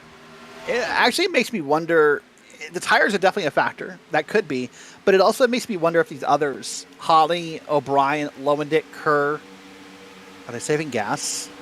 That's the only thing I can think of in my head. How do you not close up on him unless those guys are maybe like at 90% throttle? That's the only thing I can think of about why maybe Abner's just full bore and these other guys aren't. It's a possibility. It is a possibility.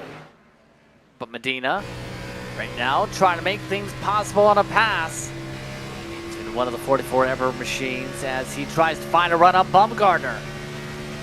Look how close they get on the draft here. Possibly a little bit of bumping down the straights, and they'll back it up here.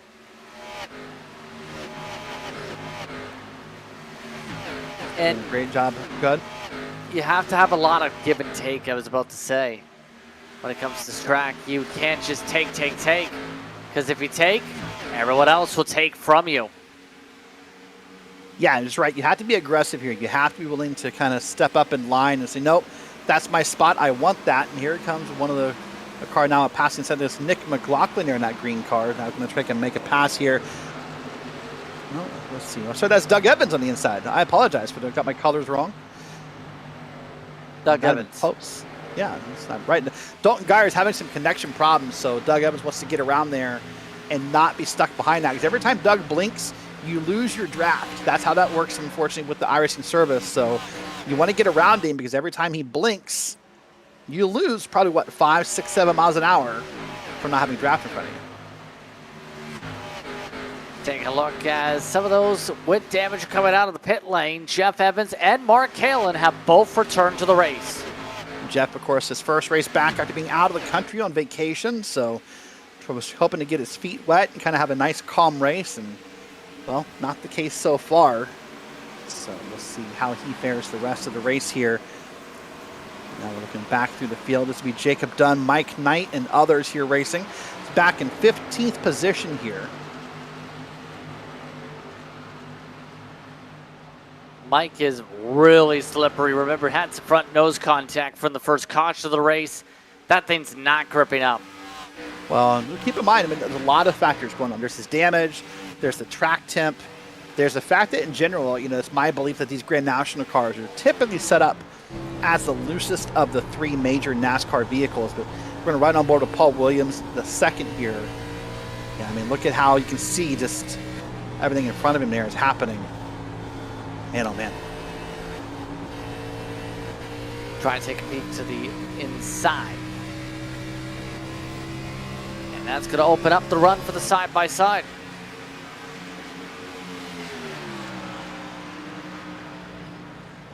There's the pass. 7 makes the move.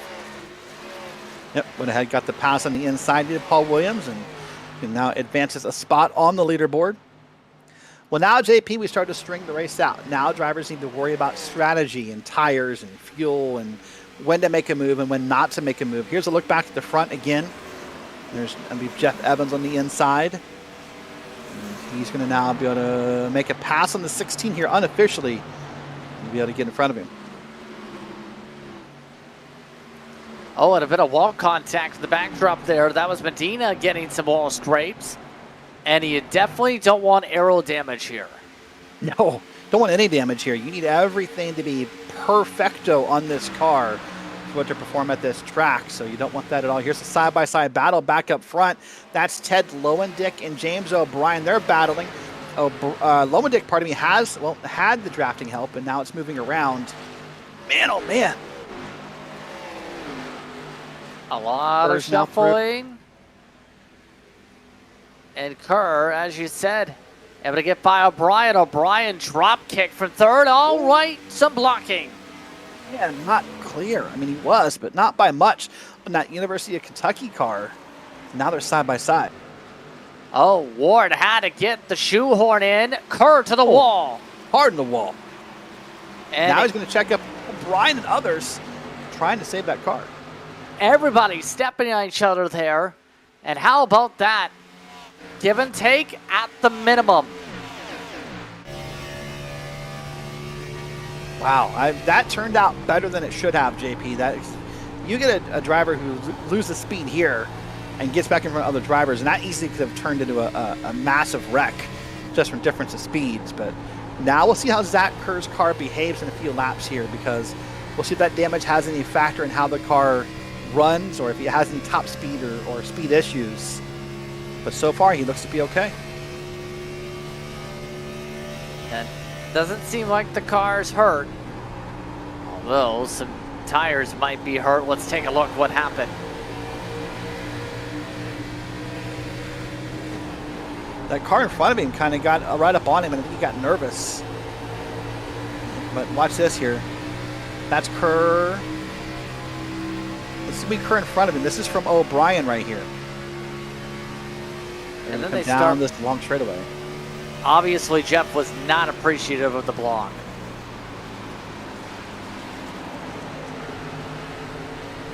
Man, Ward is aggressive in that corner, JP, because he just sort of shoved his way in right there, didn't he? Yeah, Ward already saying, I'm here. Based on that line, he did not want to back it up.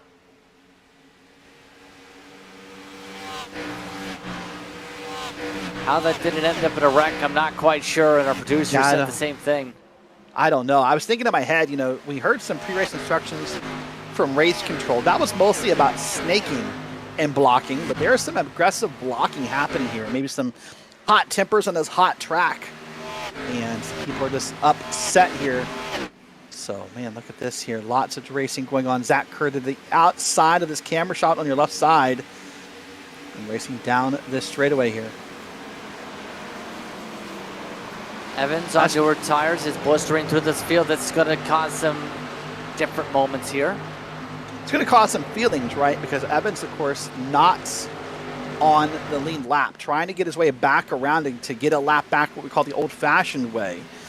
But sometimes, listen, if you're a Kerr and O'Brien, a Lowe and Dick, any of those guys, a Jeff Ward, you're thinking, man, this guy's a lap down. Why is he racing so hard? Well, he's trying to get a lap back, but there's a lot of opinions, JP, across the community about what Jeff Evans is doing. Some people don't appreciate it. But hey, you need to be able to get some speed in the car and make sure it's good regardless. He's on fresher tires. There's only so much you can do. Oh, yeah. You know what? If you don't like what Jeff Evans is doing, pass him. Put him back in the field. But right now, Jeff Evans is out here, and he's going to pass some cars. I don't know if he has enough tire compared to the leader to maybe get around them. But he is uber competitive right now. He's not in the way. He's not a rolling chicane. He's not anything. Those new tires are paying off big. Evans, of course, being scored 5 laps down. Yeah, sorry to cut you off there. I think we're in the same thought. Yeah, that's not going to help him. But it is an opportunity to be able to at least get a lap back. That's the key thing right now. So, all of this is with Jeff Ward, by the way, the fastest lap of the race so far already. 34 minutes to go underneath that moment in the race. Take a look at some of the air battles. Morales and Evans, Doug Evans. Yep, Doug, of course, the father of Jeff, and good job. I misidentified the car earlier, but that is Doug Evans. Look at that bright green machine here. Now coming all over the back end of Morales. Trying to set up a pass here maybe for the corner, but really I think got out of line way too soon there, JP, in my opinion. Should have maybe rode the draft all the way down the straight and then pulled out, but didn't work out for him. He's just trying to find some clean air almost, because he is not hitting the bottom of the racetrack compared to what Morales with somewhat better air is doing. Yeah, in fact, Doug Evans was pretty high up through that first corner that we were watching on board with there. Now, even still, not fully in the draft, sort of riding up high. Makes me wonder if maybe he has some temperature problems. I know you said there were some temperature problems for people involved in some incidents earlier. Otherwise, why would you not be perfectly in line? Yeah, especially since the arrow is not to where you can run line to line. If you do that, you burn the right front off. Yeah, so now he looks to be better at the riding in the line part. Now this is the part of the corner where I'm okay if you want to be a little offline, maybe a half car up or a half car down, depending upon how things are going. You see now Doug's doing a better job at keeping up here with Rodrigo and trying to keep in touch there, and Rodrigo smacked the wall really hard. Just about smashed it, in fact. That's going to open up the door for the top 10. Doug Evans alongside, and he's missing the bottom. Wow. Man, he almost hit the wall again, JP. That's scary for that for Morales, because he almost hit the wall again coming out of one. And I'm surprised Doug Evans didn't get the pass completed in that moment. Well, he did not in that moment. This is the tough thing. The longer the run goes, the harder it is to pass here too. I'm behind him. Speaking of NASCAR memories, I'm behind him right there, JP. That's Ross Cato in the Home Depot car. Talked about that Tony Stewart memory. Well, there it is. Home Depot at Indianapolis. Brings back some memories. Well, he just smacked the wall, though, for good measure. After all those repairs done, he's added some damage. Yeah, so he'll have a hard time here. He'll be one of the drivers hoping for another yellow so he can come down and fix that, maybe make a new game plan here as we now approach about the half-hour mark of this race remaining. And up front, nothing new. Acosta, Holly, Lowendick, Jeff Ward. See Lowendick doing a great job here keeping up with Bradley Holly. Having an amazing time. You want to think Lowendick is probably one of the few drivers, JP, who may be sad we're no longer running the road course. Ted Lowendick, of course, known for his road racing skills. Maybe one of the few drivers sad that we're back on the oval. It's a different taste, you can argue. But Bradley Holly and Ted Lowendick still second and third. Acosta starting to really put on the time with the tire save by a tenth a lap. Yeah, doing a great job is what he's doing here. And man, I'm just surprised by that gap right there. I don't know. Oh, look at that. Zach Kerr got a little loose out of the corner. You saw the car kind of at an angle and headed towards the inside there, but got it saved up there. Pit window's open. Mike Knight just pit, by the way. So when does everyone pit? We're about midway through in about a lap's time. Well, I'll tell you what, this is one of those moments where you heard Brett Adams talking in the interview about being a lone wolf in the truck series. This is where teams like Wadaback or Tabita Rasa or the DDI drivers of Six Box all come into a benefit of having a teammate. I would not want to pit alone here. For poor Mike Knight pitted alone, that will hurt him on the draft. But if you are teammates, maybe Holly and Lowendick or Abner Acosta and James O'Brien, you can pit together. So win is less important than making sure you're lined up to do it together. I think it's the more important part. Milton Geyers also pit. Here comes Ross Cato. He wants the inside for 11th. Doug Evans. Looks like he's not going to fight him as hard. Had to lift hard off the gas. Yeah, it was way up top there. Way up in the top shelf there. So having a bit of a hard time. Now Ross Cato's on by him. And it's about finding those little windows, right? We keep touching upon. Right now, a lot of those windows more difficult than some of the others. Seems to be a lot of patience coming into play for Ross Cato after the damage earlier. Compare that to patience up front. I think it's worth noting one of the difficulties of this track, JP, are those corners, right? They look super simple. This looks like a super simple left-hand corner, but in these cars, It's not. You can't really be maybe as flat-footed or as aggressive as you could be in an Indy car. This is not the kind of car these corners were made for. You have to be very careful in these corners not to, get in the gas too much or not to get too low in the corner, not to get too high in the corner. This is actually a pretty challenging track in a stock car, because it's just, like I said, this is made for more downforce than what these cars give off. And right now, as we continue to keep an eye on some of these battle trains, still 27 minutes to work with. Morales, despite hitting the Warriors, done a solid job defending, but now Cato's quicker. And now Cato's quicker, and now it gets to the inside here. We'll wait and see who Doug Evans wants to align with. It's going to be Rodrigo Morales for now. Not sure if that's going to matter from how far back he is. And Ross Cato to the inside. And will make the clearing pass right there by a good distance. Able to clear by indeed now. All that's with, who's closing up. Jacob Dunn's found some pace. Yeah, I was kind of wondering in my back of my head here, is Dunn found pace? Or is Rodrigo Morales maybe holding up the couple of cars here with the damage he took? But either way, the Tabula Rasa machines are catching up here. But more pits are coming, JP. The 41 car is about to come down pit road. And, on the curb was Morales. I think Morales is holding these guys up, to be honest with you. He's added some damage now to the quarter panels and fenders. And pit stop time. He's going to come in with Doug Evans and hold up the 41 and still lock it up. Wow, that was what we consider a late decision by, I thought, Doug Evans for how early that cone is to get. And by decision, I mean how he got down to that lane. But here they are almost side by side down pit road. Pit road speed limit 55. Morales trying to figure that out on his entry. All that's with Holly, Lowendick, Ward, all staying lockstep.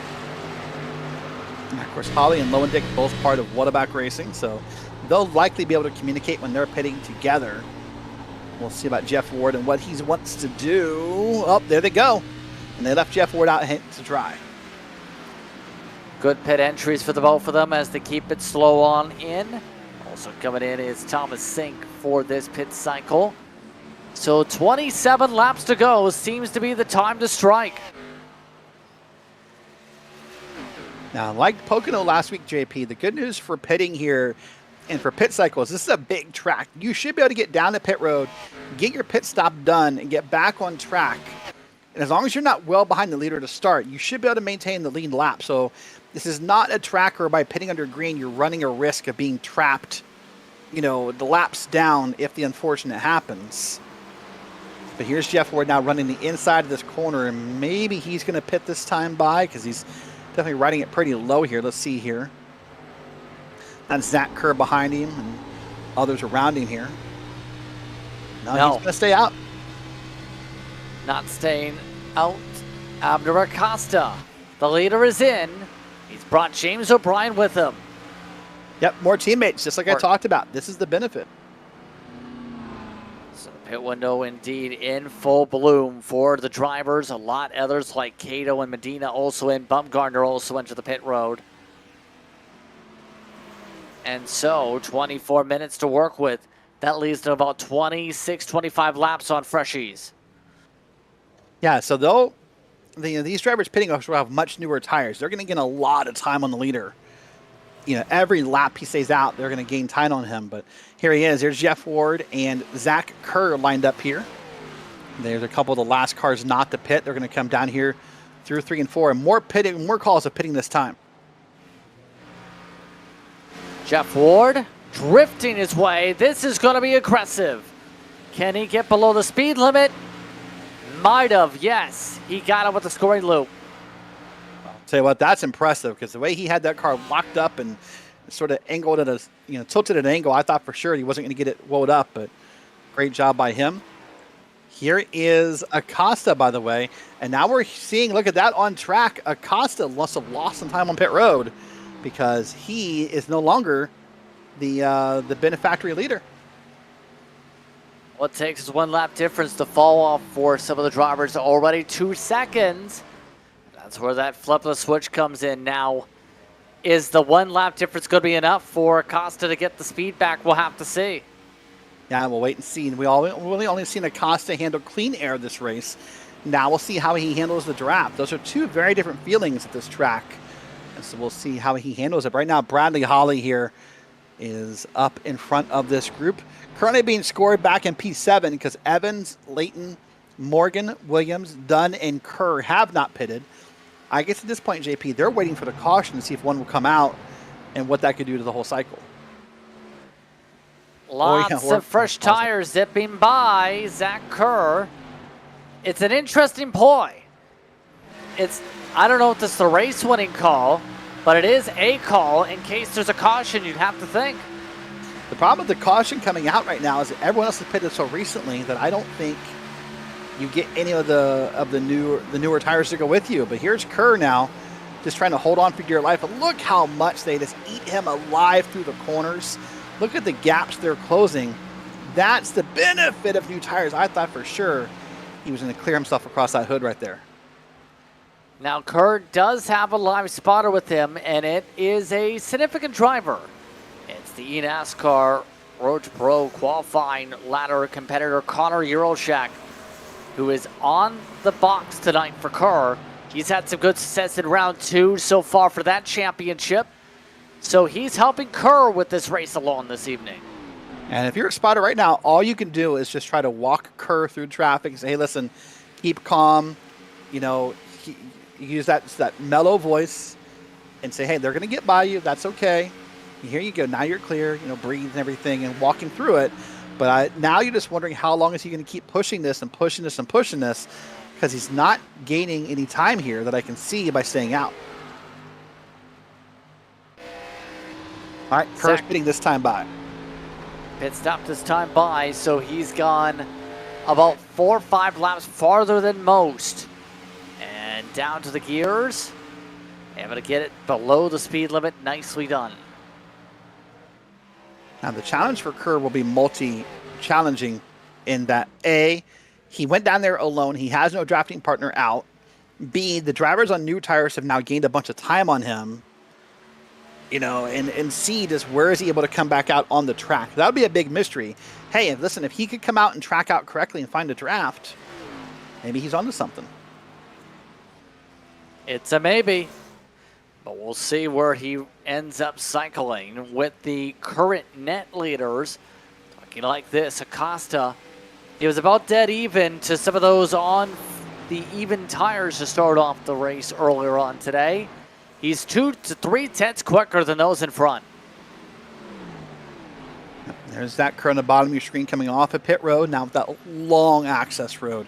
Man, when you're a driver in that car, JP, that access road feels like it can just never end as drivers are passing you by on the racing surface. Well, as he said, this is the net lead right here.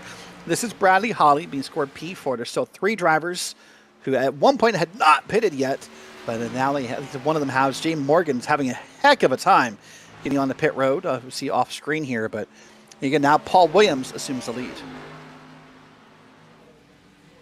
Well, we'll see. So it plays out. Dunn has stayed out. Let's take a look at the pit entry. Replay, by the way. This was Morgan. You can tell those tires are cooked based on the way that they just acted right there. Yeah. Avoided the wall at least, and hearing that Abner Acosta is now pushing Ted Lowendick and pushing that tempo high, trying to figure out a way to get around. Trying to find anything. Maybe just trying to find a way to close the gap up here to Bradley Holly, but maybe not. Maybe he's looking inside there. So now we'll see here, but you're going to have to push and close that gap. Dunn's now pitting. That leaves just Paul Williams the second now to lead a lap and score a bonus point. And then these guys are your race leaders. Right now, these drivers staying quicker than what Holly's putting up. At least Acosta is. No space to be able to pull away. Acosta trying to save in the draft.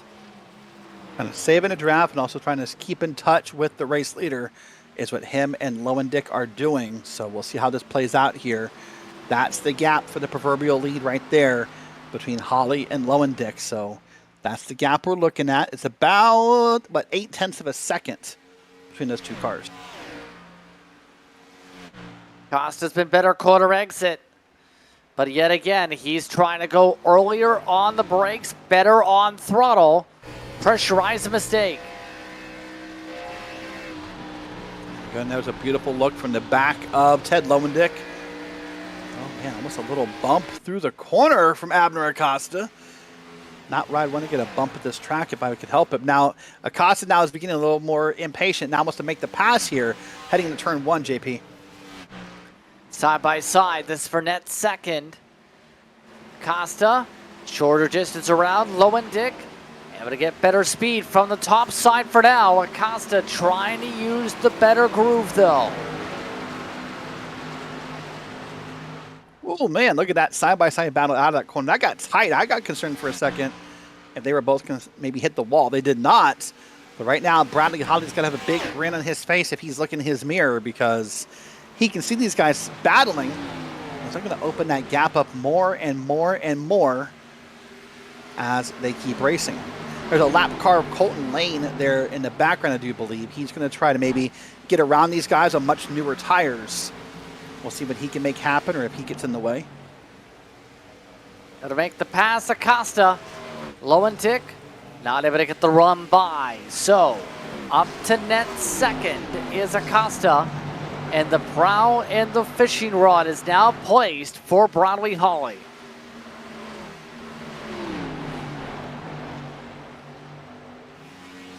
Now it's look at Holly's. Just a little wiggle there, a little drift, if you will, out of the corner. But man, Holly's just walking away. I was about to say, now is the huge question: can Acosta reel him in? Last time by, you see how some of the sectors are already going Acosta's way. Yep, there you go. You can see on the bottom of your screen, the first sector went to Acosta. Finally, Paul Williams II, I believe, is pitting right here. This will mean this time by that Bradley Holly becomes your race leader here with about 15.5 minutes to go. So we were looking there a second ago. Sorry, go ahead. I was about to say, still with estimate 17 to go. You were going to say a bigger point. No, I was going to say, you're right in that when we looked at those sectors a second ago, you see Acosta was gaining now that he has gotten around Lowendick. We'll watch the sectors again here and see how they'd fare out. Of course, there's 3 scoring sectors around this track for timing and scoring. So we'll wait and see the difference. I'm sorry, there's only 2 in this track. I apologize. There's a graphic for 3, but they confused me. So they got me. There you go. Very minor difference right there for Acosta. So less than 1/10 of a second when he's 7/10 behind. He's got to find a little bit more speed if he wants to make something happen here. He has a lot of time to do it, though. End lap traffic ahead to feed dirty air, possibly to Holly. Right now, there's the question. Yeah, 4 or 5 car lanes, make it 7, I should say, between Holly and Acosta. That'll be the question. So how does the lap traffic treat your race leader? If Bradley Holly's able just to maybe get a small draft and get around the lap traffic, it'll benefit him tremendously because he'll gain a little bit of time here by having a car to draft on. But if they get in the way and start to hold him up, then you're right, Abner Acosta will begin to close up pretty quickly here. Here's Jeff Ward now all over the back end of Ted Lowendick. And look at this, cars everywhere. Mark Kaelin out to the inside, does not want to be in the way. So Mark Kaelin is out of the way. He is not a factor for any of the leaders. And Ward's got fresher tires than any of the leaders right now. Is there going to be a chance he joins the fray? If he so doesn't burn up the tires, trying to find a way around Lowendick. The Kentucky Wildcat alum is having a great run here at Indianapolis Motor Speedway. It doesn't, Kentucky and Indiana not that far apart, so probably has seen a lot of this track in his lifetime and doing a great job. We're all over the back of Lowendick and gains on him here. Had to lift up a little bit. You heard the engine kind of go quiet. He had to lift to not run Lowendick over. Still hasn't been able to find a way to poke around yet. Acosta is within 3/10, make it 2/10 nearly for the race lead, by the way. So the battle for the lead and the battle for third intensifying. There you go. Here, look at that. That battle for the lead, as you said, has gotten really close. Most closer than I thought it was going to a moment ago. Acosta now all over the back end of Bradley Holly. Now, in this moment, the difference of catching Bradley Holly and passing him can be different. Watch the battle for P10 down on the bottom of your screen here, by the way, JP. This is Ross Cato and Jose Medina back here for P10. No swapping around. Doug Evans also trying to find a way to swap around, though. Battle was on for third in the backdrop of the battle for first. Jeff Ward has found a way to get around the number 72. Ward is up to third. Ward doing a great job here. Now he wants a chance to catch the leaders. And I'll tell you what, if they begin battling side by side, that they being Acosta and Holly, Ward will close quickly based on the speed he has right now. So if you're Abner Acosta, you need to know if you want to make this pass, you need to be efficient, because if you're not, Jeff Ward will be very much in the picture. For the race lead, knock, knock. Acosta is on the doorstep. He's trying to knock down the door to the inside of Holly. Holly tries to stay outside. Acosta deeper into the braking zone. Both able to make it stick. A push-up. Acosta bounces off Holly. Now, this is literally the battle of the two drivers who've dominated so far. Abner Acosta dominated the start of this race up through the pit stops, and then Holly was leading, so we'll see how they behave now. But remember what I said about Jeff Ward. Look at him. He's closing that gap, JP. Acosta trying to side draft a little bit. Now, once again, Acosta trying to go higher on the arc. Able to roll by Abner Acosta to the lead. Wow, barely clear off of Bradley Holly. And did a great job there just getting up and getting back in front of him here. So now Abner Acosta back to lead out of 4 and will be in the lead at the line. 11 minutes to go. Let's take a look at that battle just outside the top 10 forming up.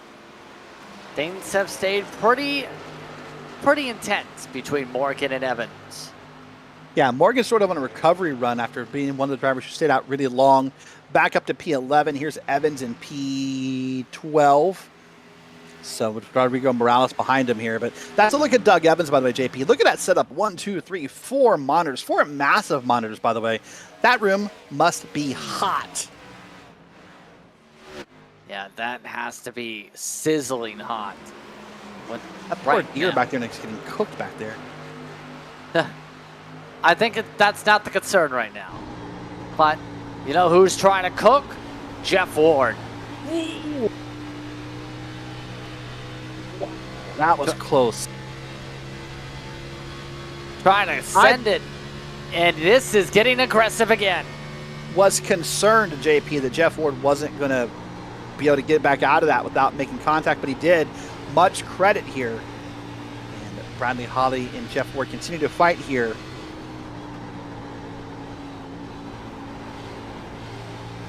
Still no run to build up yet. Ward seems to be quicker for the corners, but hasn't had the corner exit speed like we see with Acosta. Yeah, that's the difference right now, right? Is that corner exit speed and how Acosta's pulling away, not having a battle to worry about.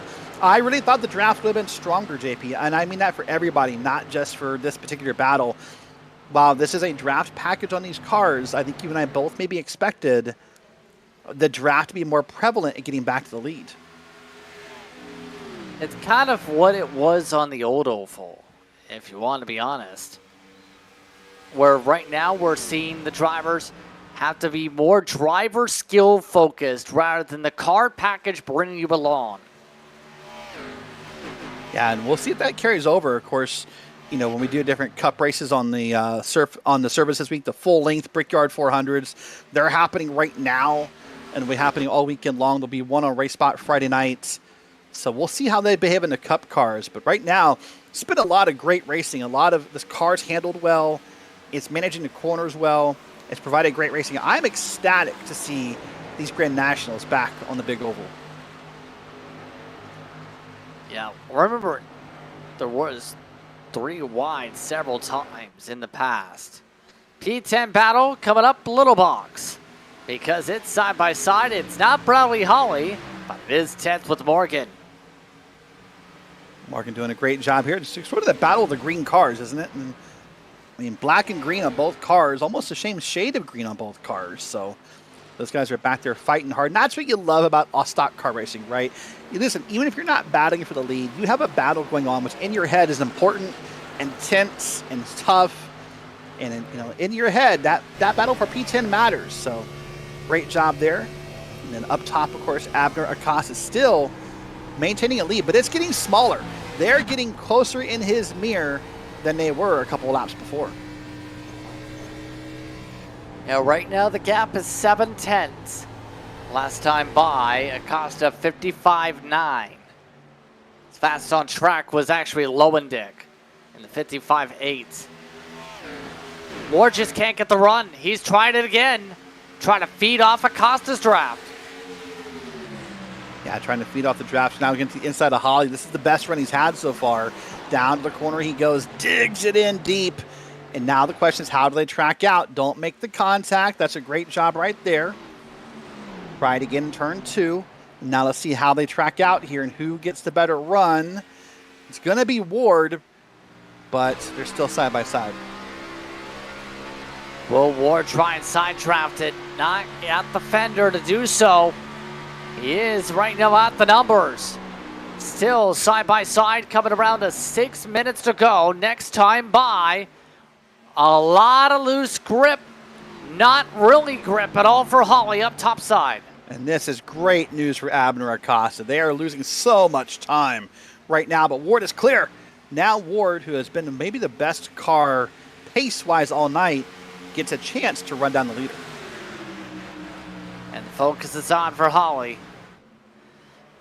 Better yet, you see thinking faces on, still up front, but Lowendick, who's been gaining pace, is wanting ground too. Yeah, Ted Lowendick back here now to the inside of Brad Holly. And then you get that lapped car on behind, not really involving himself in the battle, trying to be respectful and stay out of the way. But Jeff Ward's already closed about 1/10 of a second on Acosta. Look at that leaderboard. It is going towards Jeff Ward's favor, tick by tick. Tick-tock goes the clock. Right now, 6 minutes to go, estimated. 6 laps, I should say, estimated to go. All of this with Ted on the rumble strips.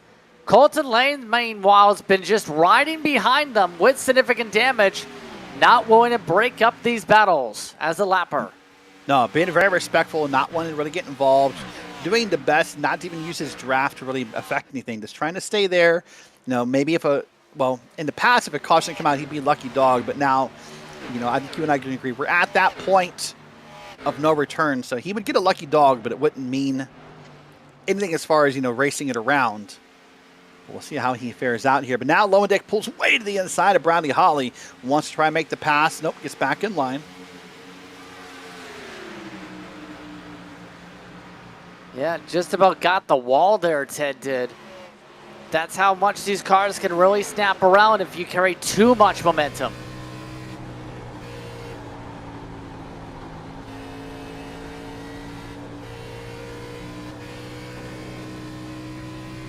Ticking time away. Down to less than 4.5 minutes to go, Derek. Yeah, not much time left, right? So in terms of this big racetrack, that's only a few laps here. So we'll wait and see if Jeff Ward can continue to make that move here towards the front. Right now, he's got the lead down a little bit over what it was, but the question is time. Does he have the time to make it happen here? Now you see there's the battle with Holly and Lowendick. There's the leaders right there. And you see Jeff Ward's trying to keep in the draft, trying to also get some clean air. So as it looks like clean air is important here at Indianapolis. Right now, Acosta just looking to have the time tick away with 4 laps estimated to go. Jeff Ward is trying to reel him in by 1/10 per lap. Right now it's 6 to 7/10 the difference. Is there going to be enough time? Ward needs a lot of time gained. Yeah, he's going to have to gain a lot of time here. And look at the sectors right here to see how it's playing out. Lap 49, lap 50, lap 51. Ward is faster every time. The problem is it's sometimes less than 1/10 of a second. So it's going to be really close here with about 3 minutes to go. What he can do. Now, the closer he gets to Acosta, the stronger the draft will be. So he'll pick up a little bit of time. There's a lapped car up ahead. That's a question mark. So this is not a guaranteed win for Acosta, but it's going to be a very tight battle in the last 3 minutes. And right now, the main thing I'm noticing, though, on the lines, Ward's a lot more deeper into the corner, a lot lower in 1 and 3. That's going to allow him to also track out better out of those corners and gain more speed out. So we'll see what he can do with it here. But there's the battle for 3rd and 4th as well. Colton Lane is getting out of the way a little bit here. I think he's falling back. This is O'Brien and Zach Kerr. This is P5, P6 back here. See Zach Kerr is also gaining on James O'Brien. Kerr at one point was one of the front runners and I think a favorite to win. He's had a little bit of problem as the race is going on. Yeah, Kerr tried a different strategy here. Seems to be at least in line for the top 5 on the freshest tires out of those front runners. Able to make the move now to the inside. O'Brien looks like he'll have him, let him have it. Yep, O'Brien's just going to let Kerr go and let happen now. Kerr's going to have a little bit of internet problems, so now O'Brien doesn't know where he is. There he is, came back in. And there's the lap car, Bradley Holly trying to use that lap car for the draft to get around Lowendick. And that lap car just got out of Acosta's way. There's Acosta. Jeff Ward now, it's really not, stopped gaining time on Acosta. I mean, look at that, little bits of time, just not enough. It's almost back up to a whole a whole second, pardon me, between the gap here. Well, Ward, during that time lost, pushed so hard he may have hit the wall because we're hearing he's got right front damage. And that means this battle for the lead could very well go ding-ding in terms of it being done. We'll see where the time falls here. Expecting the white flag coming up, in fact. Under a minute on the clock, and Abner Acosta, who's led 38 laps so far tonight, on his way to a Brickyard victory. Yep. Keep an eye on the front straightaway. 44 seconds to go. Wanting to get lap 39 led and see if he can come away with a victory here. Drink the milk, climb the fence, kiss the bricks, whatever the tradition is. He wants to do it here in less than a minute. White flag already waving up at the stand. Final time around. So Abner Acosta, yet again, putting on a stellar performance tonight. The king of the long run, as some have described him, on his way to win number 2 this season. He's at blistering pace as each of these races have gone on all throughout this one. Now, tonight, he has himself a Brickyard Oval victory to his tallies. Checker flag waving, final lap official. Abner Acosta will kiss the bricks today. Abner Acosta wins in the PRL Grand National Series. He wins at the Brickyard.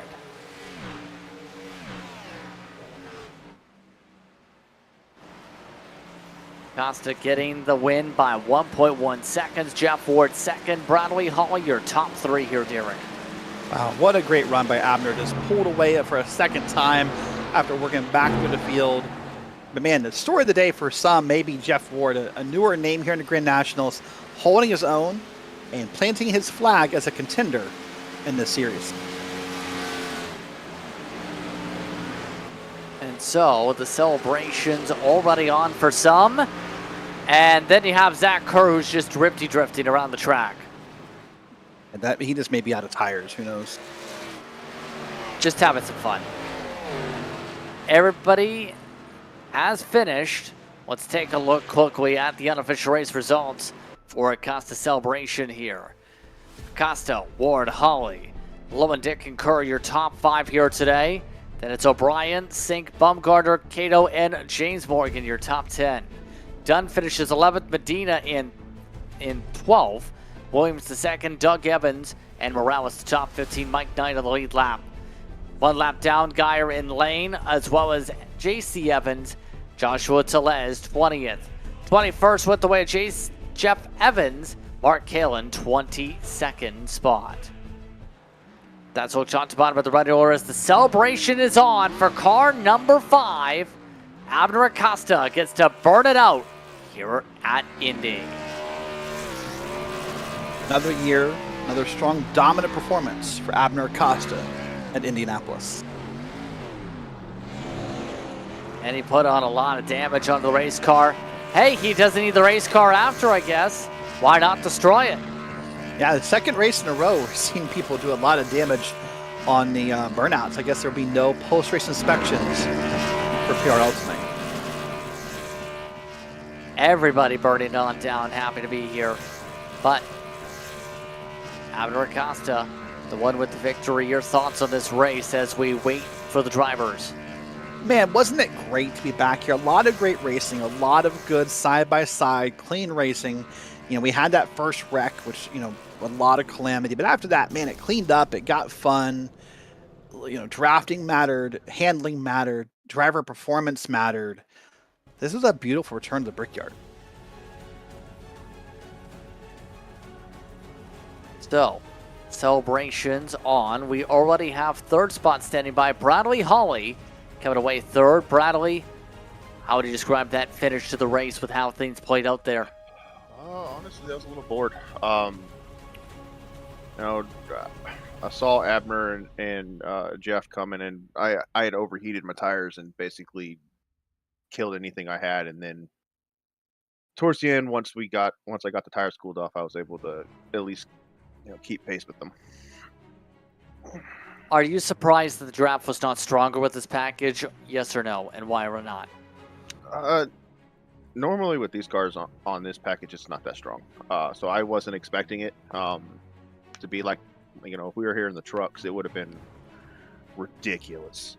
So with the low downforce of the B car, I knew it was going to be more of just having drive out of the corner and keeping the tires underneath you. So on that note, it's been an interesting season so far. You're also amongst those for this season. Still in the conversation with Kerr and Acosta. Your thoughts on the championship fight already a third of the way through? We'll have to see. You know, we got a bunch of random tracks coming up, and got to see how we basically the car drives. You know, see what they need to do to keep the tires underneath it, and you know, have the pace to win. Any shout-outs you'd like to give here tonight? I'd like to thank you guys for broadcasting week in and week out. You always put on a great show, and everybody over at Waterback. Congratulations on the podium. Thank you very much. Bradley Hawley coming away third tonight. Second spot tonight went to Jeff Ward. Just one spot shy. He's with Derek. Jeff, man, you're becoming a really big name and a sort of a mainstay in the Grand Nationals pretty quickly here, part of Bluegrass Motorsports. What was it like out there tonight on the P2? It was a good run for us tonight. Congrats to Abner on the win. Looks like it's going to be a solid guy. We're going to have to race all year here. So, yeah, it went good for us. Just tried to stay out of trouble, get towards the front. They kind of threw the book at me last week for a couple on-track things. So we're going to be starting in the back this week and next week. So we're going to have to do this both races if we want to stay in the points chase. And, yeah, man, just tried to buy my time, get up through there without making any contact. I liked our pit strategy, but just got to fight in second place there. I think it was Bradley, and just kind of wore our stuff out a little too much, and Abner was able to get out too far to get back to him there. We needed probably 5 more minutes. I don't know, but I don't know if we could have got there or not. But we had a good car. It was awesome, man. Glad to get out here with second place. Well, coming up on the schedule, I'm presuming for you is the home track of Kentucky Speedway. How familiar are you with the track? Do you like the track? And what's your outlook for that track? Yeah, I like Kentucky a lot.